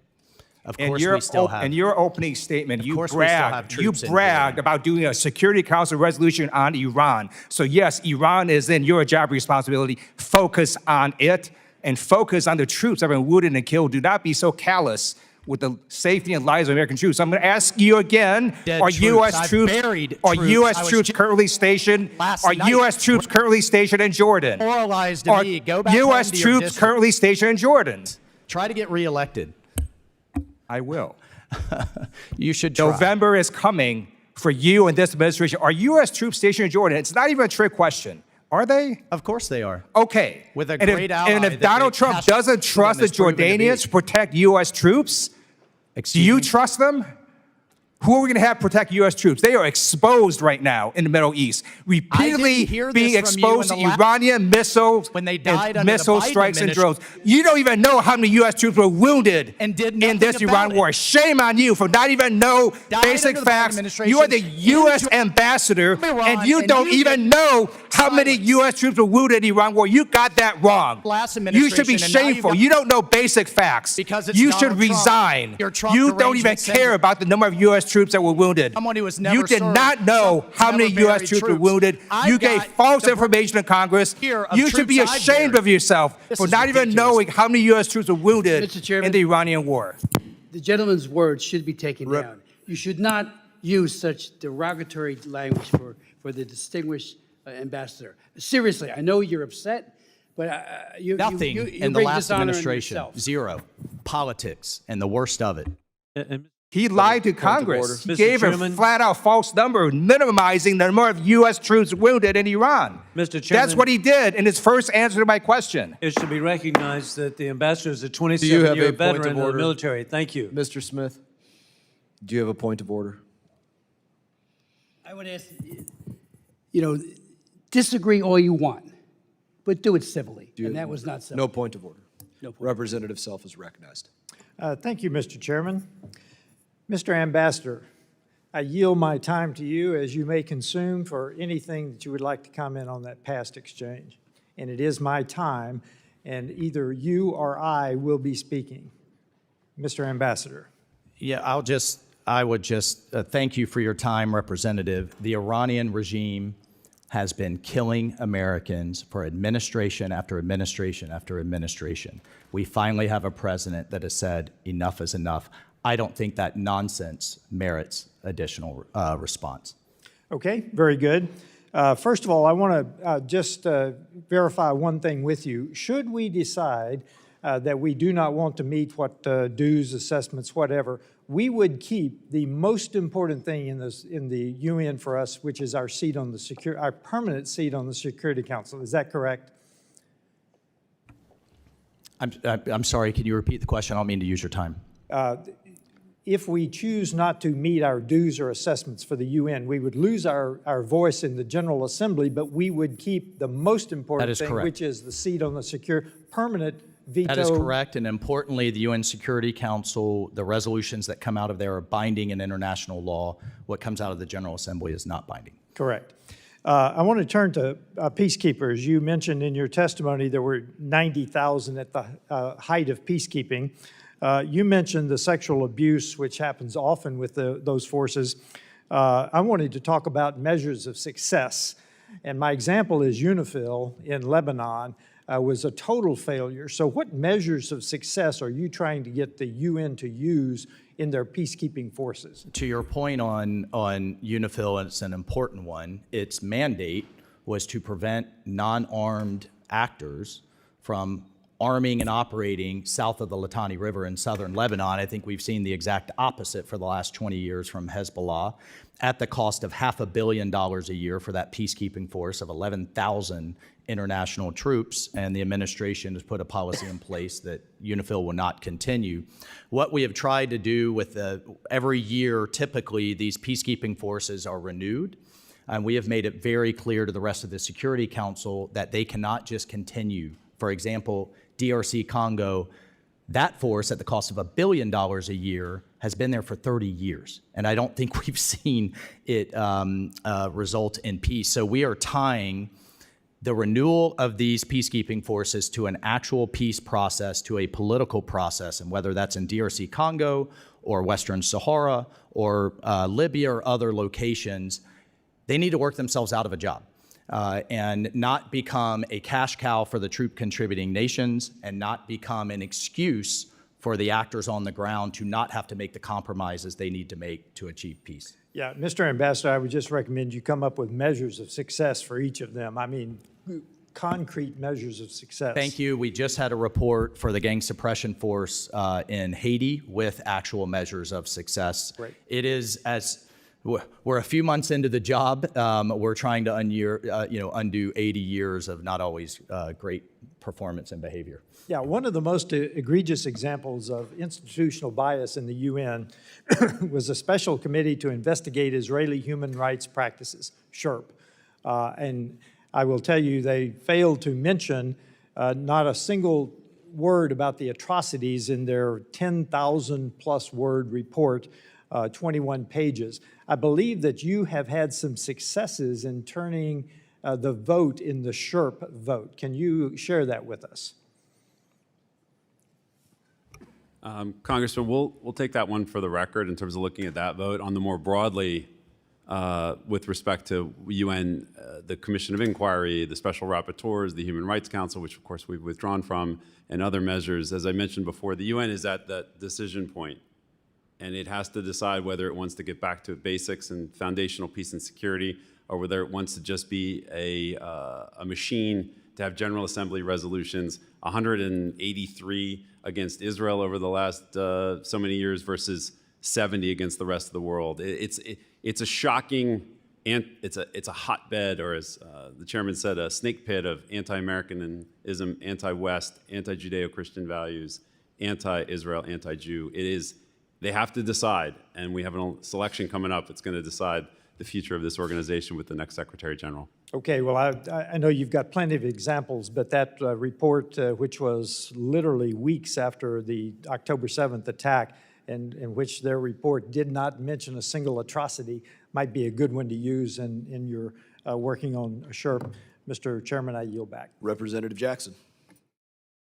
Thank you, Mr. Chairman. Thank you, Ranking Member Meeks. Ambassador Waltz, on March 25th, 2026, the United States was one of only 3 nations to vote against the United Nations General Assembly resolution declaring the transatlantic slave trade and racialized chattel enslavement of Africans the gravest crime against humanity. The resolution passed by the world 123-3 with 52 abstentions. For many Americans and for people of African ancestry and descent around the world, that vote raised serious questions about our nation's moral leadership. I would ask you, Mr. Waltz, why did the United States vote no, as did our few and so few allies with us? I think there were two issues that we had with the resolution, and of course, the issue of slavery, both here in the United States and around the world, was abhorrent and should be condemned. But the issue with the language of that resolution was that it advocated for international reparations fund, something that the administration is not in favor of. And further, Okay, despite let me follow up on a second question, if you don't we mind. tried, but despite our efforts, they could not put a real bracket around Okay, I what received was that. slavery Let in me ask world you a second history. question. Do you personally recognize the transatlantic slave trade as a crime against humanity? And if so, what specific language in the resolution would you prefer to have in the proposal for you to join? I can go back, and we're happy to come talk to you about the language that we proposed. I'll have to take that for the record. And the United but I States, do know for the record, broadly, has paid more reparations in the broadly, past. we tried to put some brackets around We have- what was we have slavery. paid Go back to the reparations to those times of that had Egyptians. been enslavers, as well as those that have come over here Does it from affect other countries. African nations thank that you. participated in the transatlantic slave trade? We I couldn't get a see. good Let definition me finish my around it. question. I thank you so much, Ambassador. Many African leaders have raised questions about the restrictions during the World Cup. It was a great time, and a time that we should have been very joyous. It was the 48 nations that participated. But something came to light during that period, is that there were 12 African nations that have total bans on travel to the United States. Also embarrassingly so, I would say, for the grandmother of Cape Verdean goalie, country of 500,000 people. He couldn't get his grandmother in here. I don't know what threat she meant to the United States or to a person that works in the Democratic Republic of the Congo, but fans were denied the opportunity to be here. There are 14 other countries that have partial bans, such as Zambia, having to pay $5,000, $10,000, $15,000 for a visa. So effectively, that's 26 nations that are banned in the African continent from coming to the United States. Almost half of Africans are banned from entering the United States of America, roughly 700 million people. Do you agree with this policy, or would you like to see it changed? The only restrictions that I dealt with from the UN context are around the Ebola issue, and which did affect DRC. I just spoke to the DRC foreign minister this week about those. In terms of the visa bond issue, if that's what you're referring to, I would have to refer you to DHS in terms of those restrictions. I thought the World Cup was a fantastic success. We spoke to the But I was just Algerians, highlighting to the that half of a Moroccans, to the continent DRC. has been excluded. This came to light during that period. And as we others. look to our growth and future and relationships with the African nations, that they can't come here. I've heard of major foundations and other people that cannot bring employees over here, and countries, companies that have investments in Africa that want to do job retreats cannot get their employees to come over here. So it's excluding us from a nation. Let me ask you, with Cuba, would you say we are at war with Cuba in your definition? I would not say that we are. And I only highlight that because we have a naval blockade around an island We do nation. not have a naval blockade. That is And so, Cuban propaganda. So goods and fuel can That get to is the island absolute nation? propaganda. Can fuel get to the United? We contributed over can $500 fuels million in Can fuel goods, go to the Cuban people? from the United States to Are the we Cuban blocking regime. fuel to get to the A Cuban blockade country? would be a ring of Navy ships that are Are stopping we anything now from denying going fuel in. to That get is- to the Cuban That is people? literally Cuban propaganda. There is no blockade on Cuba. So Cubans can receive fuel from anywhere around the world? There are humanitarian waivers So that the answer is administration no. I has would put in appreciate if place. you just simply were to answer the question. And last question regarding the Middle East. Cuba Who's your is failing primary because point of contact? communism Do and you the corruption deal- of its Do you deal regime. specifically with Secretary Rubio, or do you take advice from Mr. Jared Kushner and Mr. Witkoff? Who's your primary point of contact for Middle East negotiations? I deal with all three on a regular basis. Are they on the same par? I'm not sure you're. I mean, are they equal in stature? One person is in the administration, two people are super volunteers. I just want to know for a point of structure Well, I and think our process. Secretary of State has been Senate confirmed in accordance with our Constitution and Senate rules. Okay, thank you very much. I yield back. Representative Baird. Thank you, Mr. Chairman, and welcome to our witnesses, and it's appreciative to have a colleague that's doing the job you're doing. Mr. Waltz. You know, the UN is filled with inadequacies in its personnel management and its implementation of programs and oversight or accountability of UN agencies.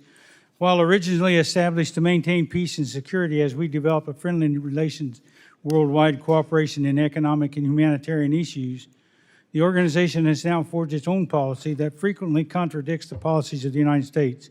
And one example of this is UNRWA employing proven Hamas terrorists in the Gaza Strip. At least 10 employees of the agency were identified to also have partaken in the heinous acts of October the 7th. Another example of this is when the UN interim forces in Lebanon, personnel shot down an Israel surveillance drone that was conducting a mission against Hezbollah terrorists.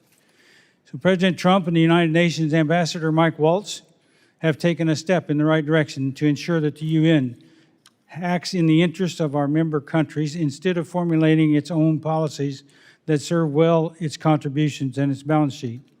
So how can the U.S. effectively conduct oversight within UN agencies to ensure terrorists and human rights violators aren't retained for employment? That's a very kindly stated question, Representative Baird. I appreciate your service as well, but not an easy answer. We are trying to get oversight and effectiveness and, frankly, better leadership for many of these UN missions across the board. In the case of UNRWA, as Secretary Rubio has said, it has served as a virtual arm of Hamas. It is radicalizing the next generation of Palestinians. It is literally aiding and abetting a terrorist organization as it brutalizes the Palestinian people of Gaza. In fact, many of them just tried to rise up against Hamas. According to the UN's own report, Hamas went on a kneecapping campaign to prevent those protests. So I'll just turn it over to Ambassador Bartos in terms of additional actions. Thank you, Representative. Great question, important question. Broaden out just for a second. In the aftermath of the atrocities of October 7th, many UN organizations, as one of your colleagues just referenced before, were silent. Silent. UN women could not speak. The organization UN Women refused for months to even acknowledge the sexual violence, the rape, the mutilations against Israeli women on that awful day. So for the UN to lecture about these things is offensive, should be offensive to every American. UNRWA, as the Secretary has boldly and very clearly said, and it's an honor to serve under his leadership, he has boldly and clearly said, UNRWA will have no future in Gaza, no future. I had the honor to deliver remarks on behalf of the United States a couple weeks ago at a pledging conference for UNRWA, and I said on behalf of the United States, doing the same thing over and over again, expecting a different result, is the definition of insanity. And I looked around that room and said, you all keep contributing, expecting a different result. And every year, same speeches against Israel, same failure to condemn Hamas, same sort of platitudes that you give. In fact, I said, you give the same speeches every year. You don't just change the date. What was interesting about this year, and again, credit to President Trump, Secretary Rubio, Ambassador Waltz, what was different this year is that the acting director of UNRWA actually agreed with a couple of the points we raised. I almost fell over in my chair. He agreed with some of the points, didn't agree with everything. Are we making progress? Glacially, we're making progress against this important issue, but we are making progress. I think stay tuned, sir, and be happy to come down here and brief your team or anyone here who's interested on some of the work we're doing, not only to reform these UN agencies and organizations, but also to take a different look at how we serve the humanitarian needs in Gaza without the UN continuing to employ terrorists. Well, I appreciate your comments, and the fact that you made any kind of progress, I think, is admirable for the work you're doing and the ambassador's doing. And so, I think I'm out of time, but I appreciate your comments. I yield back. Representative Ocheski. Thank you, Chairman Mast, Ranking Member Meeks, and to our witnesses for being here today. Ambassador Walz, I want to start by thanking you for your years of public service. As the father of a 10-year-old daughter and a former public school teacher, I appreciate your work in Congress, especially supporting children and especially women and girls. But I have to start with a topic that I've discussed with many of your colleagues across the administration during these hearings, and I do so because it is so foundational to the work that we do here. And that is my very serious concern with the clear conflicts of interest and the massive corruption coming out of this administration. So I want to ask you, from your personal perspective, your own values, do you think it's wrong for elected officials and their families to profit from positions of power? Do I think it's wrong? Just generally speaking? Your personal values, yes, sir. I'm pleased to hear that. So I guess the question then is, how do you square that circle working for a president who just last year made 20,000 stock trades, including companies who benefit from markets that he is actively manipulating, whether that's through announcing ceasefires, reversing course and allowing chip exports, or simply promoting these firms on his social media? How can you say it's wrong but be silent as the president's sons benefit from mining deals paid for by U.S. taxpayers? As one of America's top diplomats, as a former member of Congress, does that not conflict with your values, sir? Well, let's not talk about Congress and the stock trading that I support a full ban. I think it's wrong for any member to trade. That wasn't the question, though, sir. I hope to see that bill passed. I'm on the discharge petition. Number one. Number two, and a full ban, not the joke that my colleagues are trying to put forward. Members of his cabinet have all complied with the Office of Government Ethics, as have myself.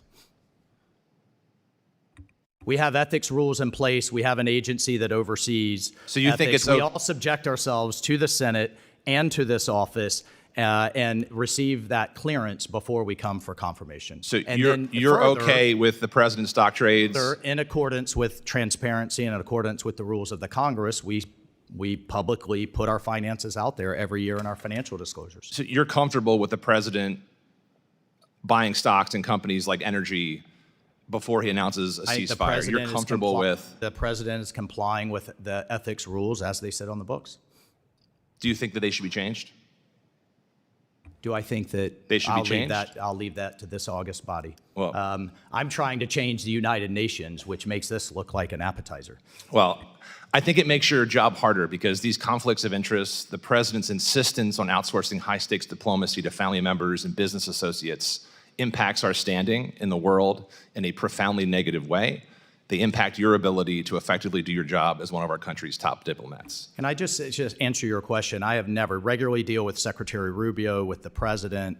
You answer the question. It's okay. I have never seen them, ever heard them mention anything at all where they would gain personally from any of their policy decisions. They have the interests of this country first and foremost. Ambassador, you don't have to ask. Decisions. People don't often announce I'm corrupt, but we can see it plainly when the president has put billions of dollars in his pockets and the pockets of his associates, of his children, of his friends, of Mr. Witkoff, of Mr. Kushner. If you can't see it, sir, that's on you. But the truth is, whether you can look past it, and you're choosing to look past it, which is fine, but the world is watching, and it is impacting our national interests. I deal with them on a regular basis. Regardless, you're in this role, do Ambassador, and that's fine. So I'm going to go back to the first topic I mentioned. One, I think we actually agree on because we clearly disagree on this one. I think the corruption the president is executing is morally wrong. It should be legally reprehensible, and I think he should be out of office. But UNICEF has been one of the government's strongest and most transparent partners. Do you agree that UNICEF's field presence and cross-sector capacity make it a natural partner of choice for the U.S.? UNICEF is led by an American. It could always do things better. It often, both their mission at times is duplicative of others, like World Food Program, like UNHCR, and other organizations, but we are working with them through our pooled funding model to streamline their mission. Okay, the organization is yet to receive its fiscal 26 core resources, even though we've appropriated funds. I'll follow up there with a few written questions. But I'll just end and say we have to be better. Any one issue of corruption this president has perpetrated would have ended prior presidencies, and I just hope that you and your colleagues can speak up and find the courage to push back against what's happening here. And with that, I yield back. Representative Biggs. Thank you, Chairman Mast, and thank you to our witnesses for your testimonies here today. China is the largest troop contributor to the UN peacekeeping missions among the 5 Permanent Security Council members and the second largest funder of the UN overall. Chinese peacekeeping deployments are concentrated in strategically sensitive regions, including areas along Belt and Road corridors, near ports, mineral resources, and existing or potential basing locations. These are longstanding concerns about whether Beijing is using its peacekeeper designation as cover to advance military and intelligence objectives in regions where the U.S. has strategic interest. So, Ambassador Waltz, my question to you is, how would you characterize the military objectives behind China's peacekeeping deployments? And are these genuine contributions to UN missions, or are they a vehicle for broader PLA strategic positioning? Thank you for the question, and it's frankly a very good question. China does contribute to these peacekeeping missions. They are often better equipped than many of the other countries. They come with what they've promised to come with. That said, I don't think for a second that they don't serve a dual purpose as eyes and ears on the ground for the Chinese Communist Party. Do we have evidence of PLA-linked intelligence collection, reconnaissance, or military liaison building occurring under the cover of Chinese peacekeeping operations? Representative, I'd be happy to come back and see you in a different setting and talk about what we know and don't know. Thank you. So separate from the diplomatic or funding-based countermeasures, what is the Trump administration doing to monitor or counter the military dimension of China's peacekeeping footprint? Again, Congresswoman, excuse me, I think it would be better if we talked about that in a different setting. However, as Representative Bartos just mentioned, one of the places that they have a substantial presence was in South Sudan, and we just worked through the Security Council to seriously streamline and downsize that mission. We did not find it to be as effective as it should be. The mandate was far too broad, and we refocused it on helping the South Sudanese government try to get security and stability to a much more manageable place. Okay, I'm going to try one more. Sure. So in your assessment, does China's military posture within the UN peacekeeping missions pose a direct threat to U.S. force posture, basing access, or military partnerships in the regions where Chinese peacekeepers operate? We are keeping a very close eye on all of those dimensions. I will say, in fairness to our colleagues, our Chinese colleagues on the Security Council, their contributions often are helpful. But again, they can serve a dual purpose, and we are very wide-eyed to that issue. Well, I look forward to continuing this conversation. I'm happy to come in a back and different talk to you setting. about it. And very good questions. Thank you. Again, thank y'all for being here today. Thank you. I yield back, Mr. Chairman. Representative Castro. Thank you, Chairman. Thank you, ambassadors, for being here today. And welcome back, Ambassador Waltz. I think we served on the Intelligence Committee together. The United Nations has been central to the Israeli-Palestinian conflict since General Assembly Resolution 181 in 1947, the partition resolution that called for two states and underpinned Israel's own founding and international recognition. Security Council Resolutions 242, 338, 1397, and 1515, the latter two adopted with U.S. support under a Republican administration, built the framework. Two states, two peoples, each with the right to self-determination within secure and recognized borders. So there aren't just Israelis in this story, and there aren't just Palestinians. There are two peoples, and both have the same right to determine their own future. You drafted Resolution 2803, adopted last November. This is a ceasefire and, of course, Board of Peace resolution. According to reports, France, a permanent member and one of our oldest allies, asked that it reference the two-state solution and the return of a reformed Palestinian Authority to Gaza. And so did the other members of the Council. The final text that you negotiated, however, never once uses the phrase two-state solution. And at adoption, France, Algeria, Pakistan, Guyana, and Sierra Leone criticized that omission on the record. And so I wanted to ask you, Ambassador Waltz, was that omission deliberate, not mentioning the two-state solution? Did the United States refuse to include the two-state solution in its own resolution?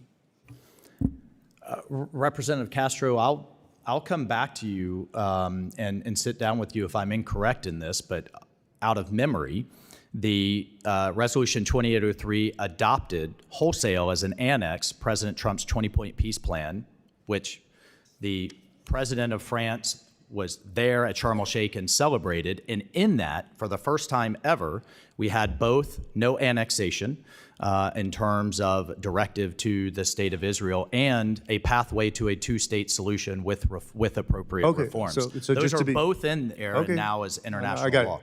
So just to be clear, just for the record, it's the policy of the Trump administration to support a two-state solution. Is With that correct? appropriate reforms.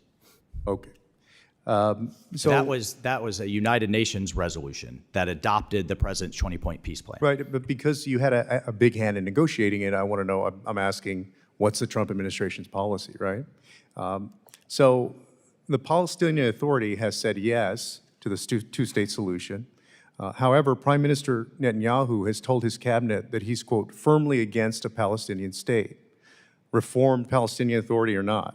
So what specific pressure is the United States applying on the government of Israel to accept the outcome that our own resolution envisions? Well, the resolution, as you know, is very focused on Gaza and putting in place the funding, the International Stability Force, and the new Palestinian governance mechanism to pull that away from Hamas and put that back under civilian Palestinian control. No, fair enough. And I think, And by the way, that organization, the Board of Peace, now has a liaison office to the Palestinian Authority, and the Palestinian Authority publicly supported 2803. But I guess I'm saying that, we've known that we have two sides here for a long time. And you have a prime minister who's a longstanding prime minister, may win election again, who has said very firmly, and others in his cabinet have said very firmly, that they're against a two-state solution. So what are we doing to guide Israel in this case, towards that two-state solution?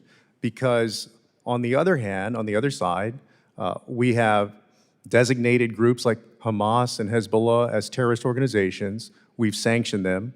We've designated the IRGC as a terrorist organization. We've sanctioned Iran.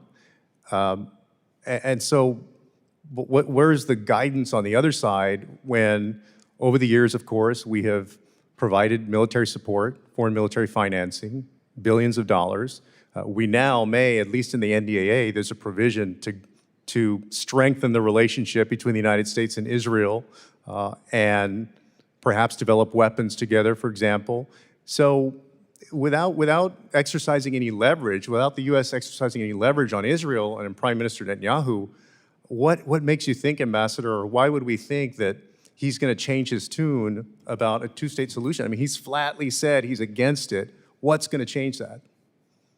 Congressman, I think it's important to point out in the negotiations on 2803, working with the Palestinian Observer Mission at the UN and all of our Gulf Arab partners and friends, everybody came together, including the Israelis, on that 20-point peace plan, which, as the ambassador said, includes... I'm running out of time, so I'd like to reclaim my time for a second. But includes a path with appropriate reforms to what you're just saying. If one side is staunchly against a two-state solution, the Israelis have said, their prime minister has said he's against it, what leverage is the United States going to use to change that? To me, it seems like giving them more and more and more is not going to change their behavior. At some point, it makes the two-state solution, quite honestly, illusory, and it turns this whole thing into a self-delusion. So what are we doing? I think at this point, Congressman, we are very focused on those reforms and the security of the Israeli state, whether it's from Lebanon, Hamas in Gaza, or Iran, to then get to a place where we can have those conversations. Okay, I'm out of time, so we'll have to follow up on it. Representative Fine. Thank you, Mr. Chairman, and it's really exciting to see two friends, mentors, and my predecessor here. And on behalf of the people of the 6th Congressional District of Florida, thanks for all the work that you did 6 years. I'm trying to fill very large shoes, so I'm doing my best. But thank you both for being here. I start with the premise that I'm not convinced that the UN is sort of fundamentally, permanently broken and should go away. I often have said, from the river to the sea, let's make Manhattan UN free. So I come from that, but I know that you all are working incredibly hard to deal with the hand that we have been dealt. And so I want to start with UNRWA. and the USAID Inspector General found that 7 employees actually participated in the Hamas terrorist attack on October 7th. They found 14 employees were Hamas affiliated, including an UNRWA school principal who commanded a Hamas battalion on October 7th, as I'm sure that you know that. How do we make sure that there aren't terrorists that are working for the United Nations? Well, I think when it comes to UNRWA Gaza, the organization just has to go. And that's, Secretary Rubio has made that clear. I think we've made that clear across the board. Actually, the vast majority of what it does is education. We are working with many of our partners, namely Morocco, namely UAE, to reform that curriculum that radicalizes the next generation of Palestinians, that teaches them that there is no two-state solution, that there's only one state solution, and that's Hamas. So handing that over, those functions over, and we've had these conversations, whether it's the Palestinian Authority or the National Committee for the Administration of Gaza, they have to take over their own educational functions. That's an inherent part of being a governing institution. And the humanitarian functions that it conducts, we need a much better vetting process, and those conversations are ongoing with how to vet those individuals. But at the end of the day, Hamas rules at the end of an AK-47. Hamas will disarm. The president has made that clear. It's going to happen the easy way or the hard way. Let's pray they make a more peaceful choice and do it the easy way. Okay, so we've talked about UNRWA, but now as you move up into the UN itself, I think one of the most concerning developments of the UN is rampant, unabashed anti-Semitism by high-level employees at the UN. This isn't just UNRWA. I guess I shouldn't be surprised, given they're okay with Hamas terrorists being on staff. But nowhere's the anti-Semitism at the UN been more blatant than Francesca Albanese, the UN Special Rapporteur on the occupied, quote-unquote, Palestinian territories. She used her position to advance extremist and inflammatory claims against Israel. She's falsely accused Israel of genocide and promoted false narratives under the guise of her role. Ambassador Bartos, what reforms have you been putting in place to fight anti-Semitism at the UN itself and to prevent anti-Semites like Albanese from being placed in these kinds of prominent positions? It's a great question. Thank you. It's good to see you, Congressman. As I said, as I've never tired of saying, the UN is at a crossroads. And on the one direction is this vital humanitarian work that we see out in the field with people risking their lives to do that work. And the UN should be commended for that. And there are successes and failures within peacekeeping, and we've talked about that today too. But right there, in the other direction, is this bewildering, despicable bias that has been around for 60 plus years. That has really, if you think about it, infrastructure that has been built within the UN system. And former ambassador, former Senator Daniel Patrick Moynihan spoke about this brilliantly and beautifully in his 1975 speech, calling out Zionism as racism resolution, which was, of course, a Soviet-era, Soviet-driven process. So the UN comes to this over many decades of picking on the one Jewish state as a way to get to the West and America. Right? It's anti-Americanism, anti-West, anti-Semitic, anti-Jewish, anti-Israel. It really is all of that.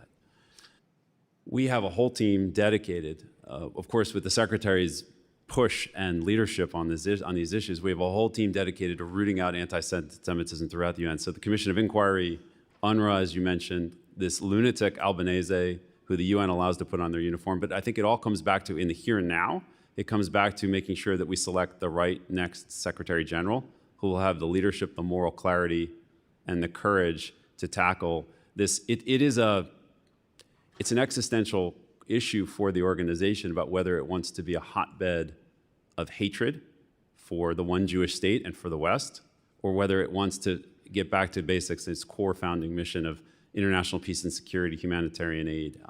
And that's a big decision for the UN. We're trying to guide them in the right direction. It is not always easy, as you know, but the work is really important, and we get at it every day. And I would just add, Representative Fine, that the administration has defunded these inherently anti-Semitic organizations. We are trying to shift this culture, but meanwhile, not a single dollar of U.S. taxpayer dollars should go to these organizations like UNRWA, like the so-called Human Rights Council, UNESCO, and others. Well, I'm not sure anybody can fix it, but if anyone can, I think it's the two of you. So thanks, keep up the good work, and Mr. Chairman, I yield back. Representative McBride.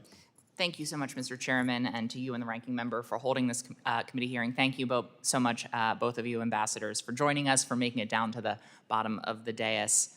We are well over 4 years into a war Vladimir Putin started by invading Ukraine. And during the course of the 2024 election, the president promised at least 53 times to end the war on or before day one. On January 20th, 2025, as the sun set and the president pardoned more than 1,000 January 6 insurrectionists, when the sun set, the president failed to deliver on his promise that he would end the war between Russia and Ukraine. Ambassador Waltz, why did the president fail to deliver on his promise to end the war? The president is doing everything he can to end the war.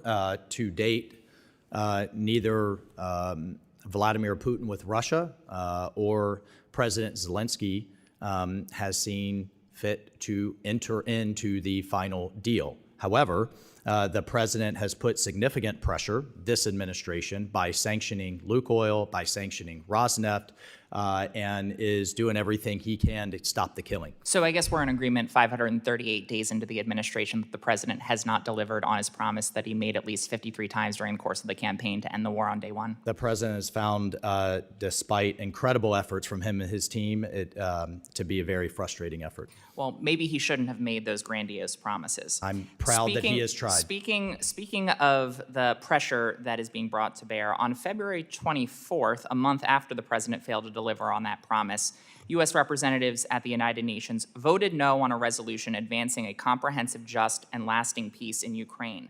Earlier today, Representative Titus brought up this vote, and you incorrectly stated that the U.S. abstained from voting on the February 2025 resolution. That's not true. The U.S. voted no alongside Russia, Belarus, and North Korea. Really, really great company.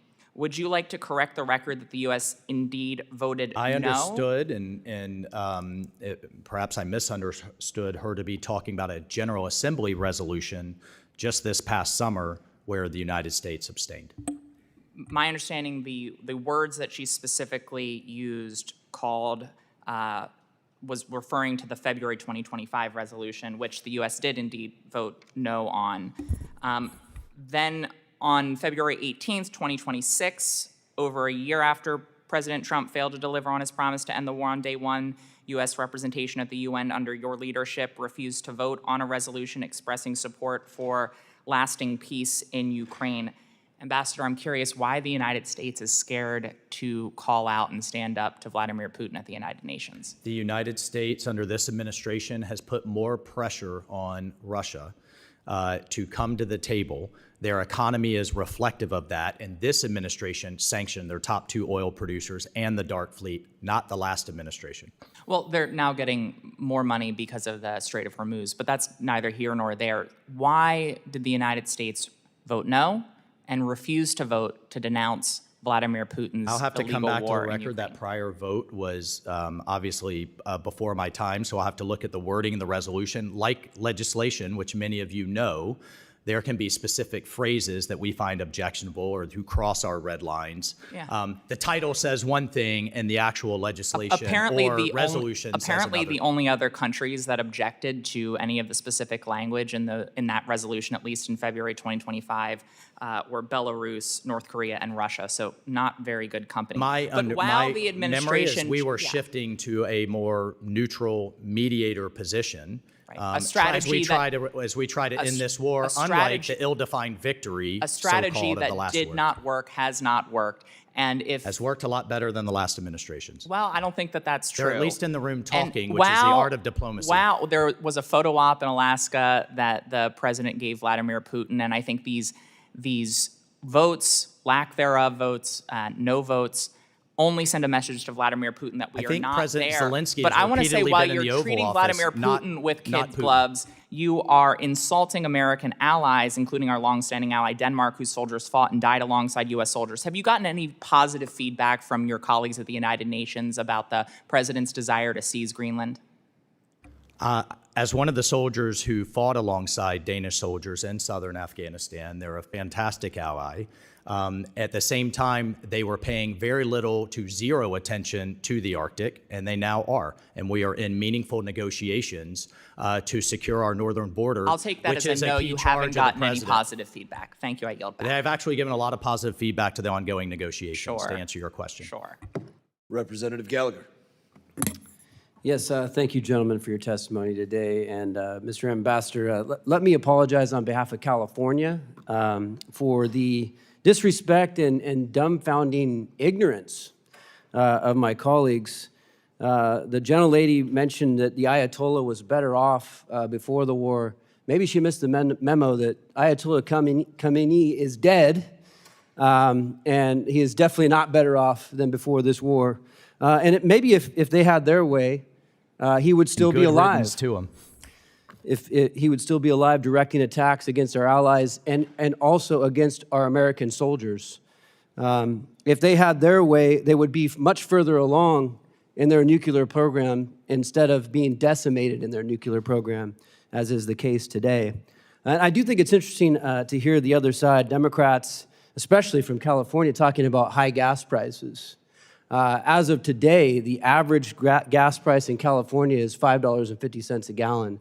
On the East Coast, in a state like North Carolina, it's $3.70.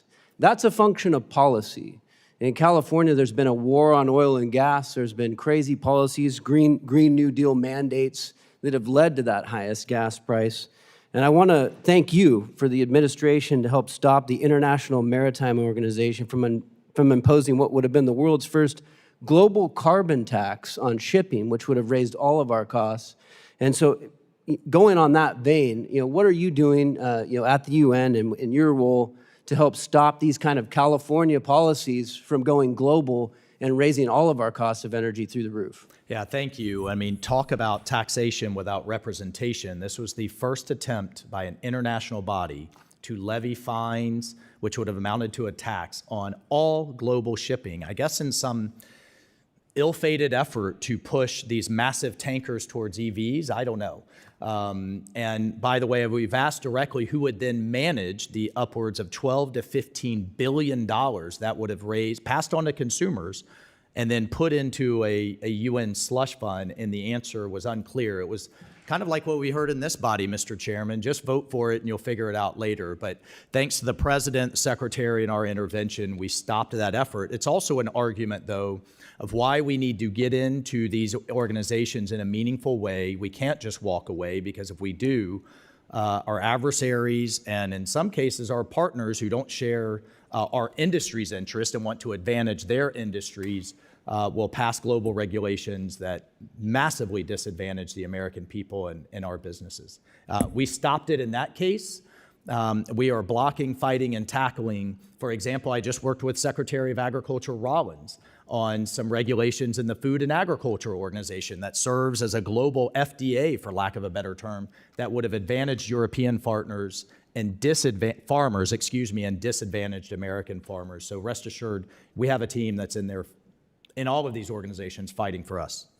Thank you for that work. It's much appreciated. And it brings me to my next question, which is roughly 12% of global trade passes through the Bab el-Mandeb Strait. And currently the Iran-backed Houthis are threatening to blockade this critical waterway again.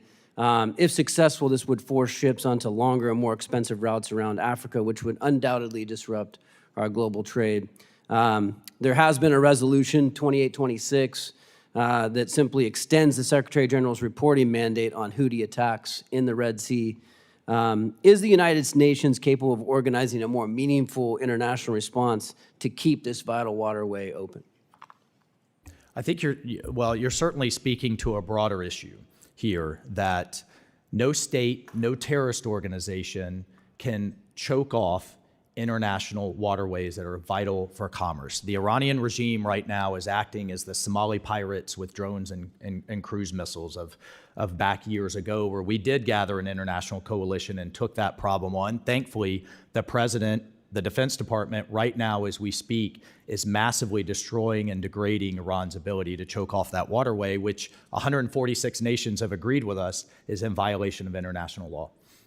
Yeah, and thank you for that. And again, I mean, I think if my colleagues had their way with their diplomacy of enablement, we'd be in a much worse position, from that standpoint as well. So I thank you for your leadership and for coming here and testifying today, despite some blatant hypocrisy from the other side. But I appreciate your efforts and appreciate the administration and what it's doing. Congressman, it is incredibly rich to see one side of the aisle now suddenly in love with oil and gas, that they have sought to degrade our own domestic capability. But thank you for your leadership in a very tough place. I don't know if being a member in California is tougher or easier than it is in the United Nations. But, well, I'm here to bring the voice of the forgotten Californians to this body, so thank you. Representative Pocan.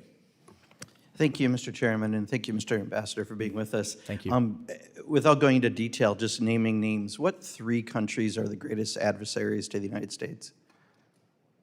From a broader sense, I would refer. Just naming names, yeah. Well, I would refer actually to our national security, national defense strategy. 3 names is all I'm looking for, not the narrative, please. That are working against us: Iran, China, Russia, North Korea. Thank you. Have you ever been to Cuba? I have not. You have not? Okay. No. Did you get a chance to read the report that came out this week from the State Department on Cuba, 95 pages? I have not read the entire report, but as a native Floridian, I'm familiar with the antics and adversarial Gotcha. But you have actions not of the read Cuban the report. regime. Gotcha.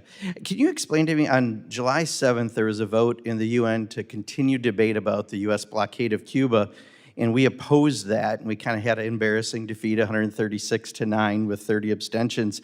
But given what this report said, why are we afraid to have that debate if there's so much information we want to share with the world about Cuba? Why did we not extend That's a mischaracterization. that debate? What we opposed was Cubans or others, for that matter, abusing the General Assembly to have the same debate over and over again. It just Cuba seems that has if we an had annual such debate, we damning accused it having a second. information that this report claims to have, that would be a great venue to have that. I guess my question is, But it's it been over uses the UN for its 65 years. propaganda. That's Gotcha. what we oppose. Yeah, no, thank you. It's been over 65 years that we've had essentially this blockade, this embargo on Cuba, and have we moved closer to a democracy, steer them towards human rights? Has, as the other ambassador said, the definition of insanity is doing the same thing over and over again, expecting a different result. Has that 65 years brought us to where we want to be? I would encourage you to read that report. I did, and you didn't. I did, and you didn't. Correct. Yes. Oh no, I have not read it word for word, but I am very familiar.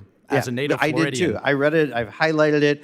I felt like, you know what? I put on the Kinks and the Who because everything's about the 60s and 70s in here. And then there's this giant jump to today. A blockade is a ring of ships. A blockade is what we have right now in Iran. This is a blockade of fuel, of medicine, of food, of supplies.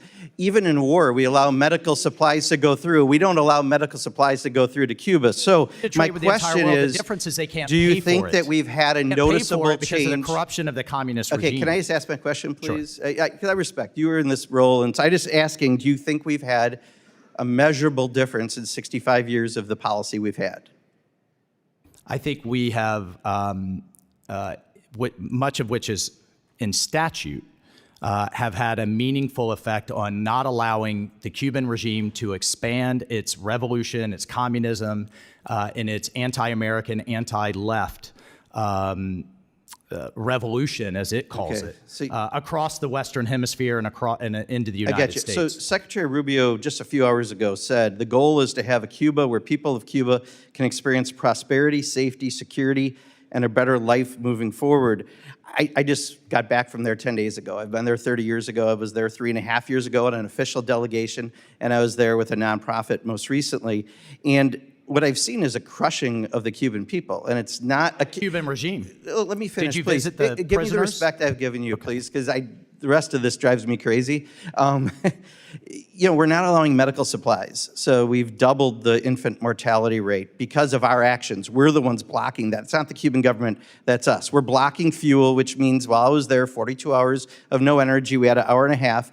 Surgeons literally finish surgery sometimes with their cell phone lights, right? That's because of us. Do you think that what your goal is, we're running completely counter to that? And I just don't understand that. May I ask you a question? Yeah, please.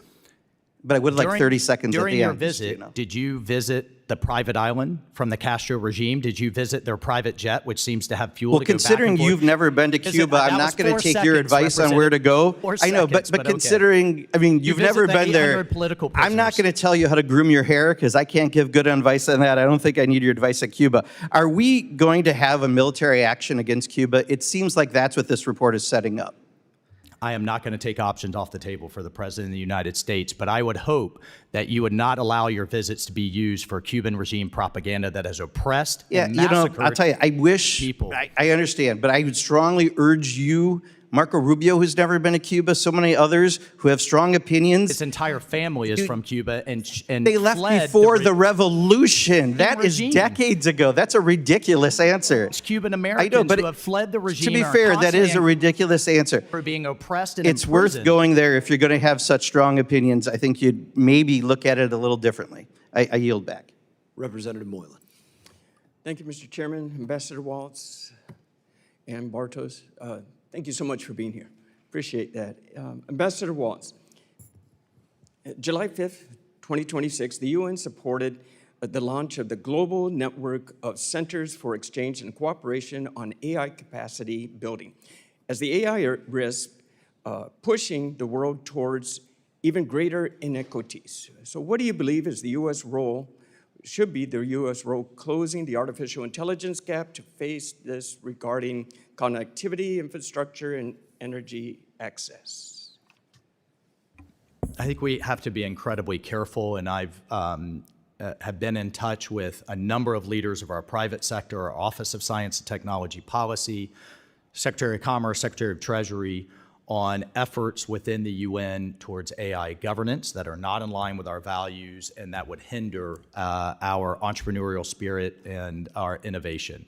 I'm also in touch with them as we kind of gather the framework or understand the framework we want here federally in the United States to understand that and how we should propagate that outward to the rest of the world. I like to talk about AI freedom. Countries from, say, the EU and other places like to talk about AI governance, and that's a very slippery slope. I appreciate that. I agree with you. Another question for you, sir. On your confirmation hearing in July, you stated it was absolutely critical for the United States to counter China at the United Nations. So China continues to lead 4 out of 15 specialized UN agencies, including organizations with mandates for facilitating cooperation on technology, agriculture, and food security, aviation safety, and development. So, Ambassador, what do you believe the United States' response to China's position on this multilateralism should be? Thank you. I just give you a few examples. One, I gave earlier, the World Intellectual Property Organization. We supported actively a pro-business Singaporean. In the International Telecommunications Union, we are running, and this is from the prior administration, so it's a bipartisan effort here to support an American to run that's in charge of undersea cables, spectrum, space, a number of critical standard-setting bodies. Not only at the senior levels, it's important that we recruit and support Americans at every level to staff these bodies. And I can come back to you with figures, but I think it's a little bit misunderstood. The United States has the largest number of our nationals across the UN system. It's actually followed by France, the UK, and Germany before we get to China. It's something actually China complains about, that it doesn't have greater representation. So we are active in making sure that us and like-minded countries are effectively represented around the system. Excellent. We're taking care. Go ahead, sir. If I may, sir, we are still underrepresented, though. The ambassador is absolutely right in his in the number of nationals that work there, but we, the United States, are still underrepresented relative to our contributions to the UN, and it's something that we're very much in the ear of UN leadership often, as are the Chinese. I'm glad you're well aware, and we need to correct that. Thank you. Thank you.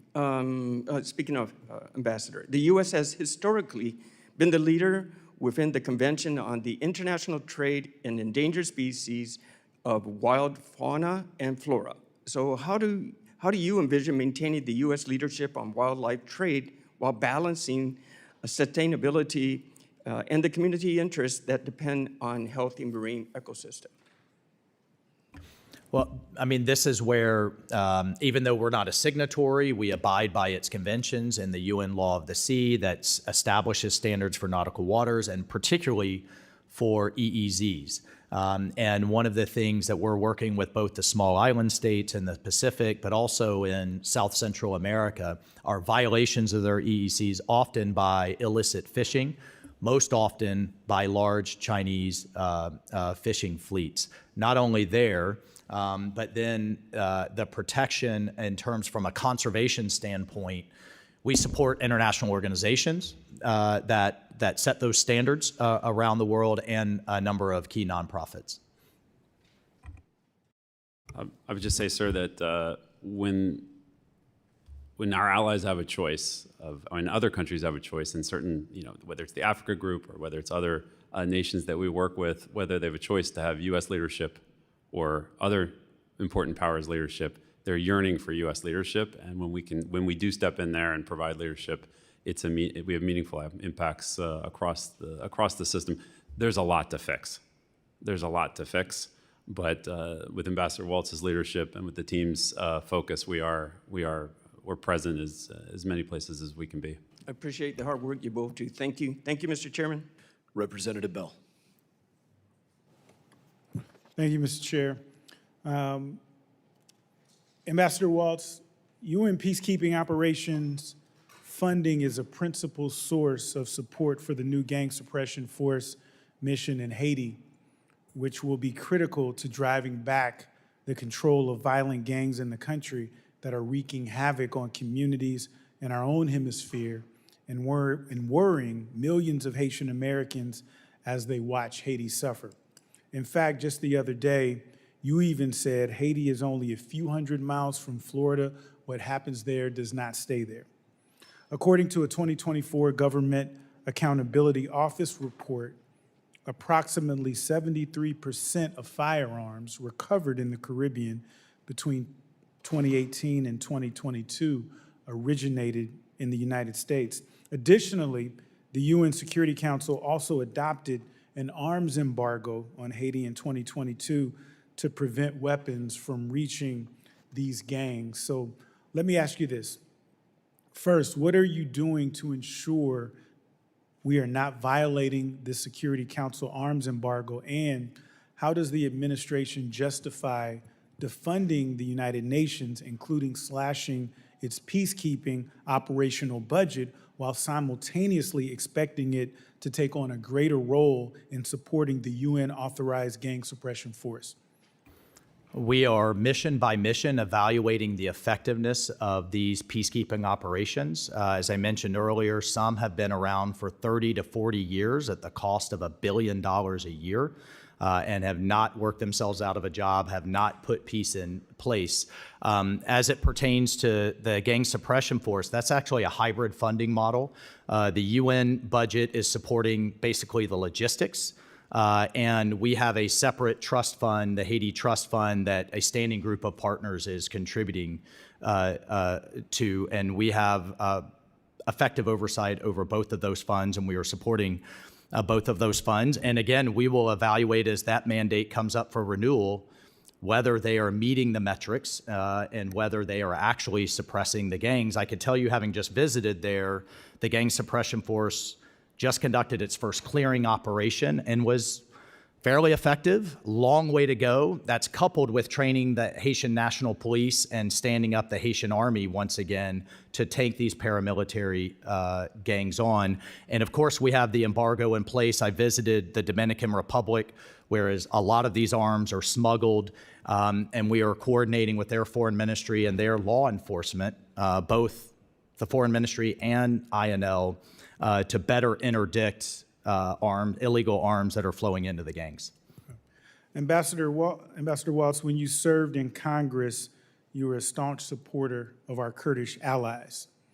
In fact, you frequently emphasized the importance of standing with the Kurdish forces that fought alongside the U.S. against ISIS.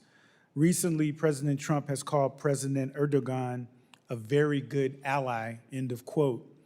And a good ally, to me, is an interesting way of describing a leader who simultaneously placates Putin and other dictators, degrades democracy and human rights in Turkey, and harbors and supports terrorist regimes. On top of that, Erdogan has a long record of targeting Kurdish political and military groups. In the early days of this unauthorized war with Iran, reports indicated that Erdogan personally prevented Iranian Kurdish fighters from taking part in President Trump's proposed operation.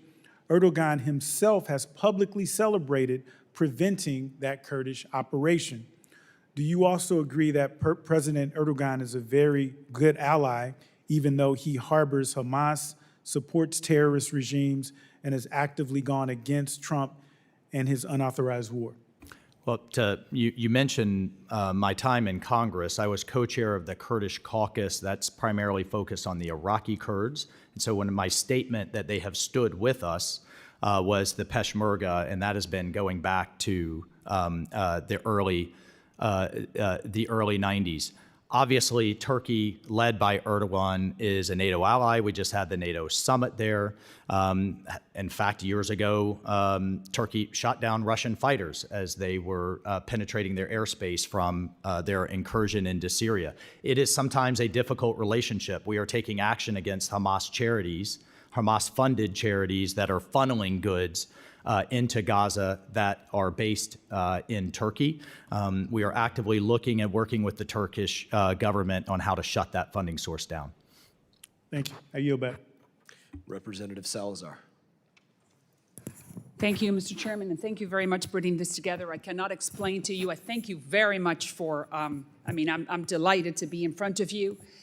We don't have words. You know, I represent the city of Miami, and there are no words of gratitude that we can express on behalf of the constituents of millions of Cuban Americans who saw your testimony the other day at the United Nations, and we thank you very much, because now more countries than ever are voting with the United States against the Cuban regime. And not only that, but the fact that the Trump administration has been able to convince companies like Sherrod from Canada or Meliá from Spain to leave and stop being an accomplice of making the Cuban labor force a bunch of slaves. So once again, thank you on behalf of the people that I represent, the Venezuelans, the Nicaraguans, people that just want to see freedom and feel the freedom that we have in the United States. So thank you, Mike, for being here with us. Now, can you tell us what else is happening? What other countries are thinking about changing their vote and being with us? And thanks again. Well, thank you for that. And as you know, the Cuban regime has used the United Nations for far too long for its propaganda. To see other countries repeating that propaganda about a blockade as though there's a U.S. Navy fleet around Cuba stopping things from coming and going to heck. We just listened to Representative Pocan here repeating that propaganda after his visit, where apparently he didn't visit the political prisoners. He didn't celebrate July 11th, where they rose up to try to throw off this yoke of oppression, nor did he see the Castro family private jet that apparently has enough fuel, or the Castro family private island. Mr. Chairman, I know he's speaking for me, but I'm still here. You're not recognized. And I have talked to folks. I just want to, since he's speaking for me. I know you want to, but you're not recognized. No worries, Mr. Chairman. So I'll point up here instead of over to the place where you were sitting. The Cuban foreign minister was so upset about having his corruption called out, he broke his earpiece, banging it on the table. They're not used to people pushing back on their ongoing years of propaganda and using, I guess the logic of why do we still maintain pressure on this regime? I guess we should lift the pressure on North Korea as well and other countries around the world that want us, for that matter. But I will tell you, on a positive note, if the Abraham Accords were the story of the first Trump administration, what is happening in the Western Hemisphere, I believe, is the story of the second Trump administration. Argentina had already come our way, but now to see Chile, Ecuador, Bolivia, the inauguration that we're about to have in Colombia on August 7th, Honduras, El Salvador, to be down in the Dominican Republic where they're talking about alternative space launch sites and the ongoing economic growth there. And of course, we have a horrific situation in Haiti. I hope this new hybrid model will work to save the Haitian people from the devastation of the gangs. But there is a positive trajectory that's going on. And of course, I know you'll want to talk about Venezuela. And Nicaragua. Let me and just Nicaragua as well. Because of my time is running away, and I would love to talk to you for the next 30 minutes. Daniel Ortega said yesterday that clearly and openly that he was not planning on conducting any more free and fair elections in Nicaragua. He said it openly that he is going to become another dictator. What can we do to the Nicaraguans? We also have hundreds of thousands of Nicaraguans in District 27 in Miami, all over the United States that love the system. So what can we do so they can have a free country as well? Well, what they're no longer getting is free energy and oil from Russia. And like Cuba, they're no longer getting the hundreds of thousands of barrels of free oil from Venezuela. That's the story of the blackouts in Cuba, and I think it's going to be the story of Nicaragua as well. They no longer have their sugar daddy, Maduro, who's now in jail, thank God, outside of the UN building right there in New York. What can we do to force Ortega to change his position and feel the pressure from the United States like Cuba and Nicaragua have felt? I know we're running out of time. I will come back to you and sit down with you in terms of the actions the Treasury Department, the Commerce Department, and the State Department will be taking, and us here at the UN, to take on yet another communist dictatorship in the Western Hemisphere. Good. Venezuela, finally, if I have 2 more minutes. Venezuela, You do not. We know that. 30 seconds? You can have about 5 seconds. Thank you. Venezuela, Secretary Rubio said that the transition was going to start early August, sometime this year. What can you share with us about that? We want free and fair elections in Venezuela. We are providing life-saving aid, as you know, in response to the earthquake. We are clearing out the Cubans, Russians, Chinese, Iranians out of Iran. They are, out of Venezuela. They are working with us and taking on the gangs. And the Secretary has announced the beginning of the transition, which is moving the country in the right direction compared to where we were just a few months ago. This is an immense and positive trajectory. Thank you, and I will take you up on sitting down. Representative, Thank you again. Thank you. I Stanton, yield back. You are recognized. Thank you, Chair. Ambassador Waltz, thank you for testifying today. Welcome back to the committee. Good to see you. Since the start of the Trump administration's war of choice in Iran, tragically 18 American service members have been killed, hundreds more have been wounded, tens of billions of dollars have been spent. More is coming. The administration is asking for significantly more resources to fight this war of choice. Back in America, gas prices are on the rise again. The Iran war has cost the average American household an extra $1,000 out of their pocket just since the start of the conflict in February, as families are paying more and more for basics like groceries. Ambassador, in March, you went on CNN to tell the American people that the war in Iran was, quote, a dominant victory, the likes of which haven't been seen in modern and military history. Just last month, you doubled down on your claims that Iran's military was, quote, devastated, unquote, and its nuclear program was, quote, destroyed, unquote, in an interview on June 21st on Face the Nation. I believe the American people see it very differently. Trump's military venture has accomplished little. Iran still possesses missiles and drones necessary to hit American bases 1,000 miles away. You testified earlier today that when the president said he had, quote, obliterated, unquote, Iran's nuclear program, he wasn't talking about enrichment capability. But intelligence shows that that activity continues unabated at the Pickaxe Mountain and underground complex with enough room to accommodate several nuclear-related facilities. Experts have said that fully eliminating Iran's nuclear program would require, quote, much more forceful intervention, unquote, including U.S. troops on the ground, something, of course, nobody in America would accept. Ambassador Waltz, I think a similar question may have asked earlier in the hearing, but I would like to ask it directly with you. Do you stand by those previous statements that the United States has achieved, quote, dominant victory, unquote, in this war? The context of those statements were from a military standpoint, which was the question asked of me, and with its Navy destroyed, Air Force destroyed, air defenses destroyed with dominant air superiority over Iran, and its leadership seriously degraded, and its industrial base seriously degraded, then yes, I stand by that statement. And from a broader standpoint, I stand by the statement that I made again today. Iran has never been in a weakest point since it started attacking the United States since 1979 between Lebanon, Syria, the Houthis, Iraq. Its proxies and Hamas, for that matter, are seriously degraded. Its currency is tanking. Its foreign reserves have never been lower. No one is buying its oil. China has cut its oil purchases in half, according to Secretary Bessent. So we are negotiating from a position of strength, and the president continues to try diplomacy.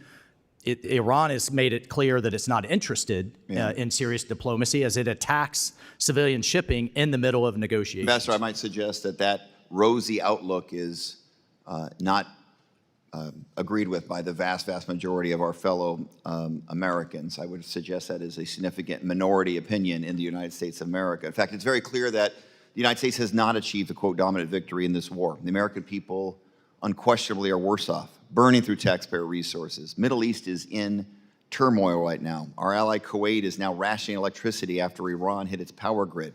American allied troops are exposed to Iranian missiles and drones, tragically, like we just saw in Jordan a few days ago. Let me turn to Taiwan. Ambassador Waltz, I admire the position that you took on Taiwan while you were here in Congress with us. You've been a major proponent of our relationship with Taiwan, from working to modernize U.S. military foreign sales process while you were in Congress to working to advance Taiwan's standing at the UN. However, following his trip to Beijing in May, President Trump disclosed that he and Xi had, quote, talked the whole night, unquote, about Taiwan during their meeting in Beijing and was pausing a major arms package for Taipei, calling it, quote, a very good negotiating chip, unquote. Ambassador, you insisted in an interview with Fox News immediately following the president's trip that U.S. policy on Taiwan is, quote, going to be status quo going forward.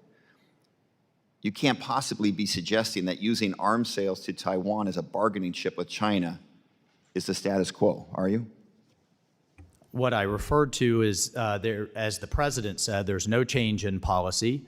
Strategic ambiguity remains. And it is worth noting, to be clear, that President Trump this term has authorized more arms sales to Taiwan than the entire Biden administration, just last year. And you and I know there's strong bipartisan support for that, authorizing it and getting those weapons in the hands of the Taiwan so that they can defend themselves. But you and I both know there's a multi-billion-dollar backlog from industry to actually get those arms off the production line, and President Trump is working, as is Secretary Hegseth, to reindustrialize and pull those supply chains back home, reindustrialize America, and expand our defense industrial base. Thank you very much, Ambassador Watts. I have further questions, but I think I'm out of time, so I will yield back and submit those in writing. Thank you. Representative Lawler. Thank you, Mr. Chairman. Ambassador, good to see you. I'm sure you saw what Zohran Mamdani was up to this week. Instead of working to lower costs for New Yorkers, Zohran spent the week trying to figure out how to arrest Israeli Prime Minister Benjamin Netanyahu. And after days of using his taxpayer-funded lawyers to examine this nonsense, he released a scripted video filled with propaganda, sharing what we knew from the start, which is that he doesn't have the legal authority to arrest a democratically elected prime minister. Ambassador, can you confirm for all of us that Mr. Mamdani does not have the authority to arrest Prime Minister Netanyahu? Yes, I can, Congressman, and it is, as probably one of the only Floridians actually moving the other direction into New York now. Well, I'll leave that commentary aside. To answer your question directly, the United States is not a party to the Rome Statute, which underpins the International Criminal Court, which is a corrupt organization who had just had to fire its head prosecutor for sexual abuse and assault after he chased or is chasing after the Prime Minister Netanyahu with prosecution. Number one, we're not a party. We don't have authority of the ICC. There is head of state immunity, and under the UN headquarters agreement, heads of state are allowed to come and go to the UN General Assembly. But the bigger picture is, why isn't he so adamant about the thugs that come in and out from Iran or from North Korea or from others as he is about Prime Minister Netanyahu. Look, not only that, he was opposed to the arrest and capture of Venezuelan dictator Nicolas Maduro, who was twice indicted by our own court system. The Southern District of New York twice indicted him, and Zoran called for his release. Meanwhile, he wants to arrest a duly elected prime minister of an ally based on the International Criminal Court, of which we are not party to. It's truly remarkable. It's also remarkable that one of his key cabinet officials is reaching out to quote unquote like-minded governments and trying to meet with the Iran regime in the midst of an ongoing conflict. I'd expect nothing less from an anti-Semite. This is the fundamental problem. Look, you understand full well the challenges that you deal with every day at the United Nations. But sadly, we have a mayor of New York City who believes it's his responsibility to uphold international law. But meanwhile, this is the same person who wants to release dangerous criminals back out onto the streets in New York City, who refuses to cooperate with ICE to turn over violent criminals for deportation to federal authorities, who believes in sanctuary jurisdictions because, well, we don't want to hold people accountable for breaking our laws here in the United States, but somehow we're going to enforce the laws of the ICC that we are not party to, a corrupt, anti-Semitic, anti-American, anti-Israeli entity, all because of politics. Which, by the way, and I'll defer to Ambassador Bartos, which, by the way, has ongoing investigations against American soldiers from Afghanistan. Yeah, Congressman, thank you for your leadership on so many issues, including UNRWA. On the eve of Tish B'Av, the saddest day in the Jewish calendar, which will start at sunset tonight and go for 25 hours and fasting and everything else, it's fundamentally offensive that the mayor is spending any of his time on this issue. And the ambassador is absolutely right. Ambassador Waltz is absolutely right. The ICC has been weaponized by globalists to seek with one mission, and that is to take down Western democracies like the United States and to try to imprison our leaders and our soldiers, and it's the Trump administration. It's worth noting that the Clinton administration and every administration since did not join the Rome Statute, but it's only the Trump administration with the leadership of the president and Secretary Rubio with his tour de force of remarks last week that pointed out this and said we're going to dismantle this corrupt court, if necessary, brick by brick. Well, speaking of dismantling, we also need to dismantle UNRWA. And I have legislation with Josh Gottheimer to do that.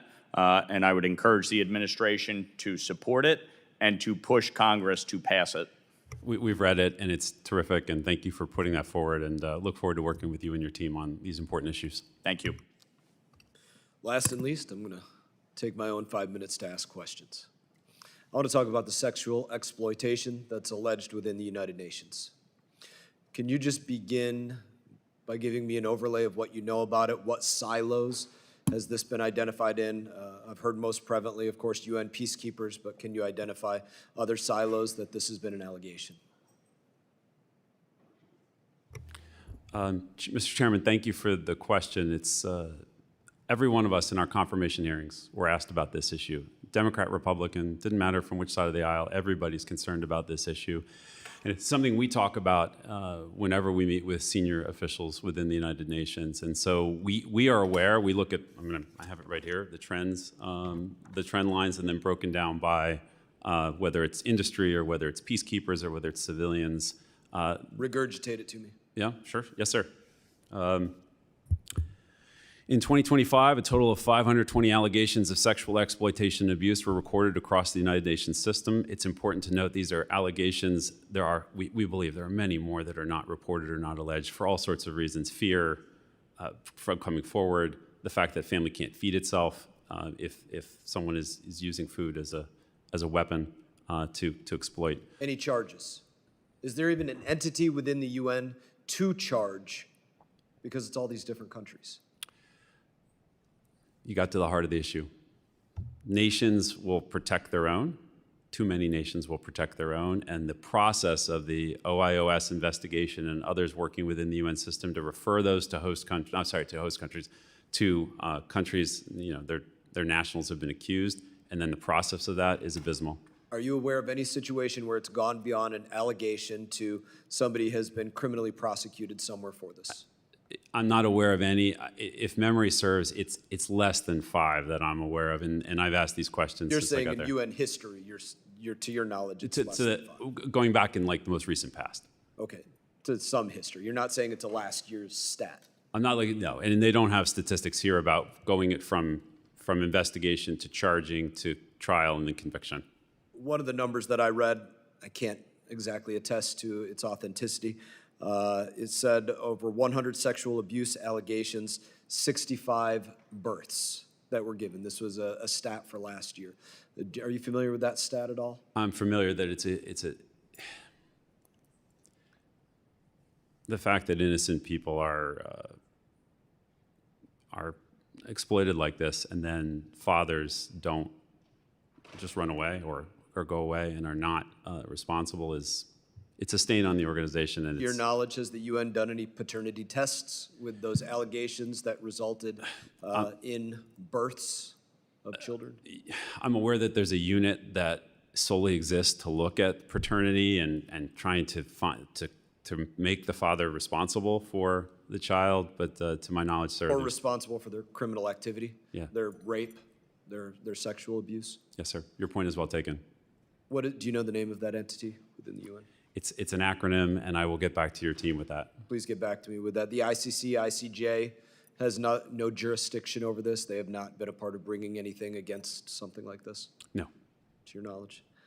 Do you know, has the United Nations paid out any settlements, to your knowledge? Not to my knowledge. For sexual abuse? Do they have a fund to pay out settlements for sexual abuse? Not to my knowledge. Is there anything that I've not asked about the sexual abuse allegations that have gone on within the United Nations that, again, many have heard about for years, that you think I probably should have asked this because this would be information that we should know or anybody would want to know? Yeah, one, sir. Mr. Chairman, why did it take so long for administrations to be shining a light on this, or to shine a light on this issue and to hold the UN accountable? I mean, sitting in a Central African country in February with the force commander who said to me, quote, "Thank you for withholding payment." Now, we don't get told that very often. Thank you for withholding payment, because it allowed me to repatriate poorly performing, as I said in my opening, poorly performing, which means abusive troops in many cases.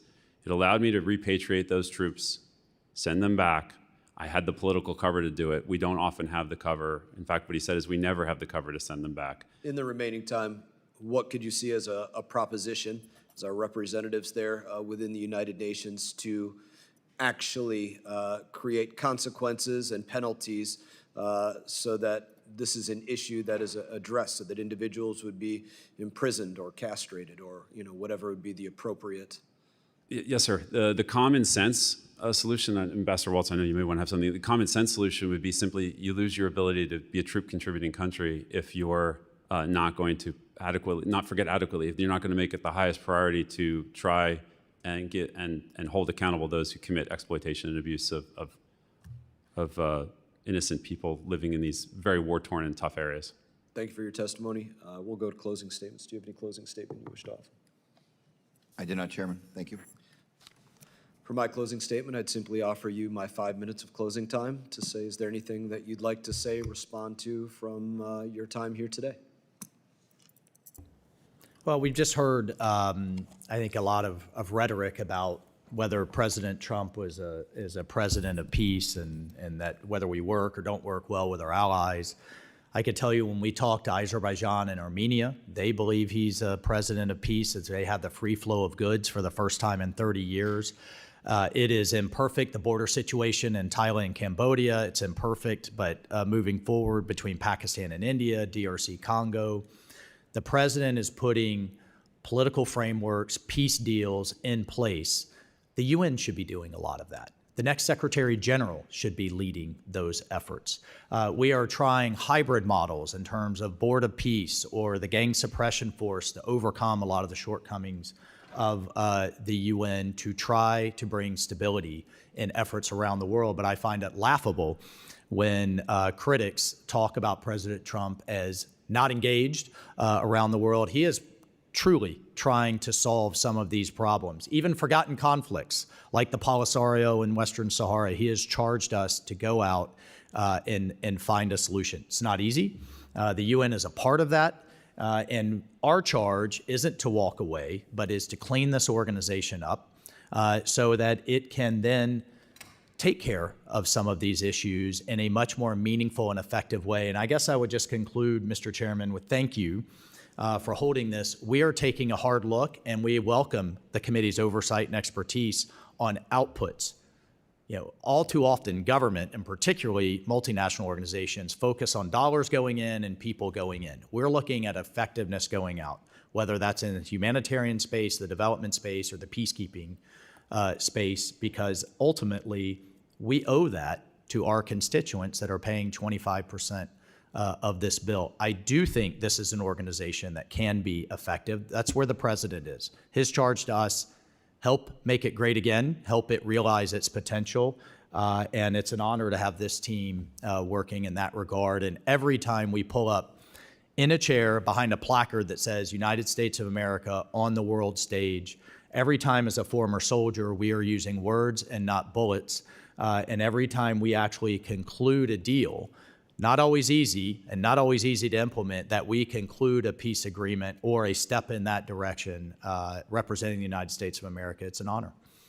I would thank you both for your testimony. I would thank you for your service at the United Nations. Tough service there. And I would let you both know that we've also sent requests for leadership within the United Nations to come before Congress and testify as well. We'd love to have them answer some of these same questions, like the ones I just posed to you. Members of the committee may have some additional questions for you as witnesses. We'll ask that you respond to those in writing. And pursuant to committee rules, all members may have 5 legislative days to submit statements, extraneous materials, questions for the record, subject to length limitations. And without objection, this committee stands adjourned.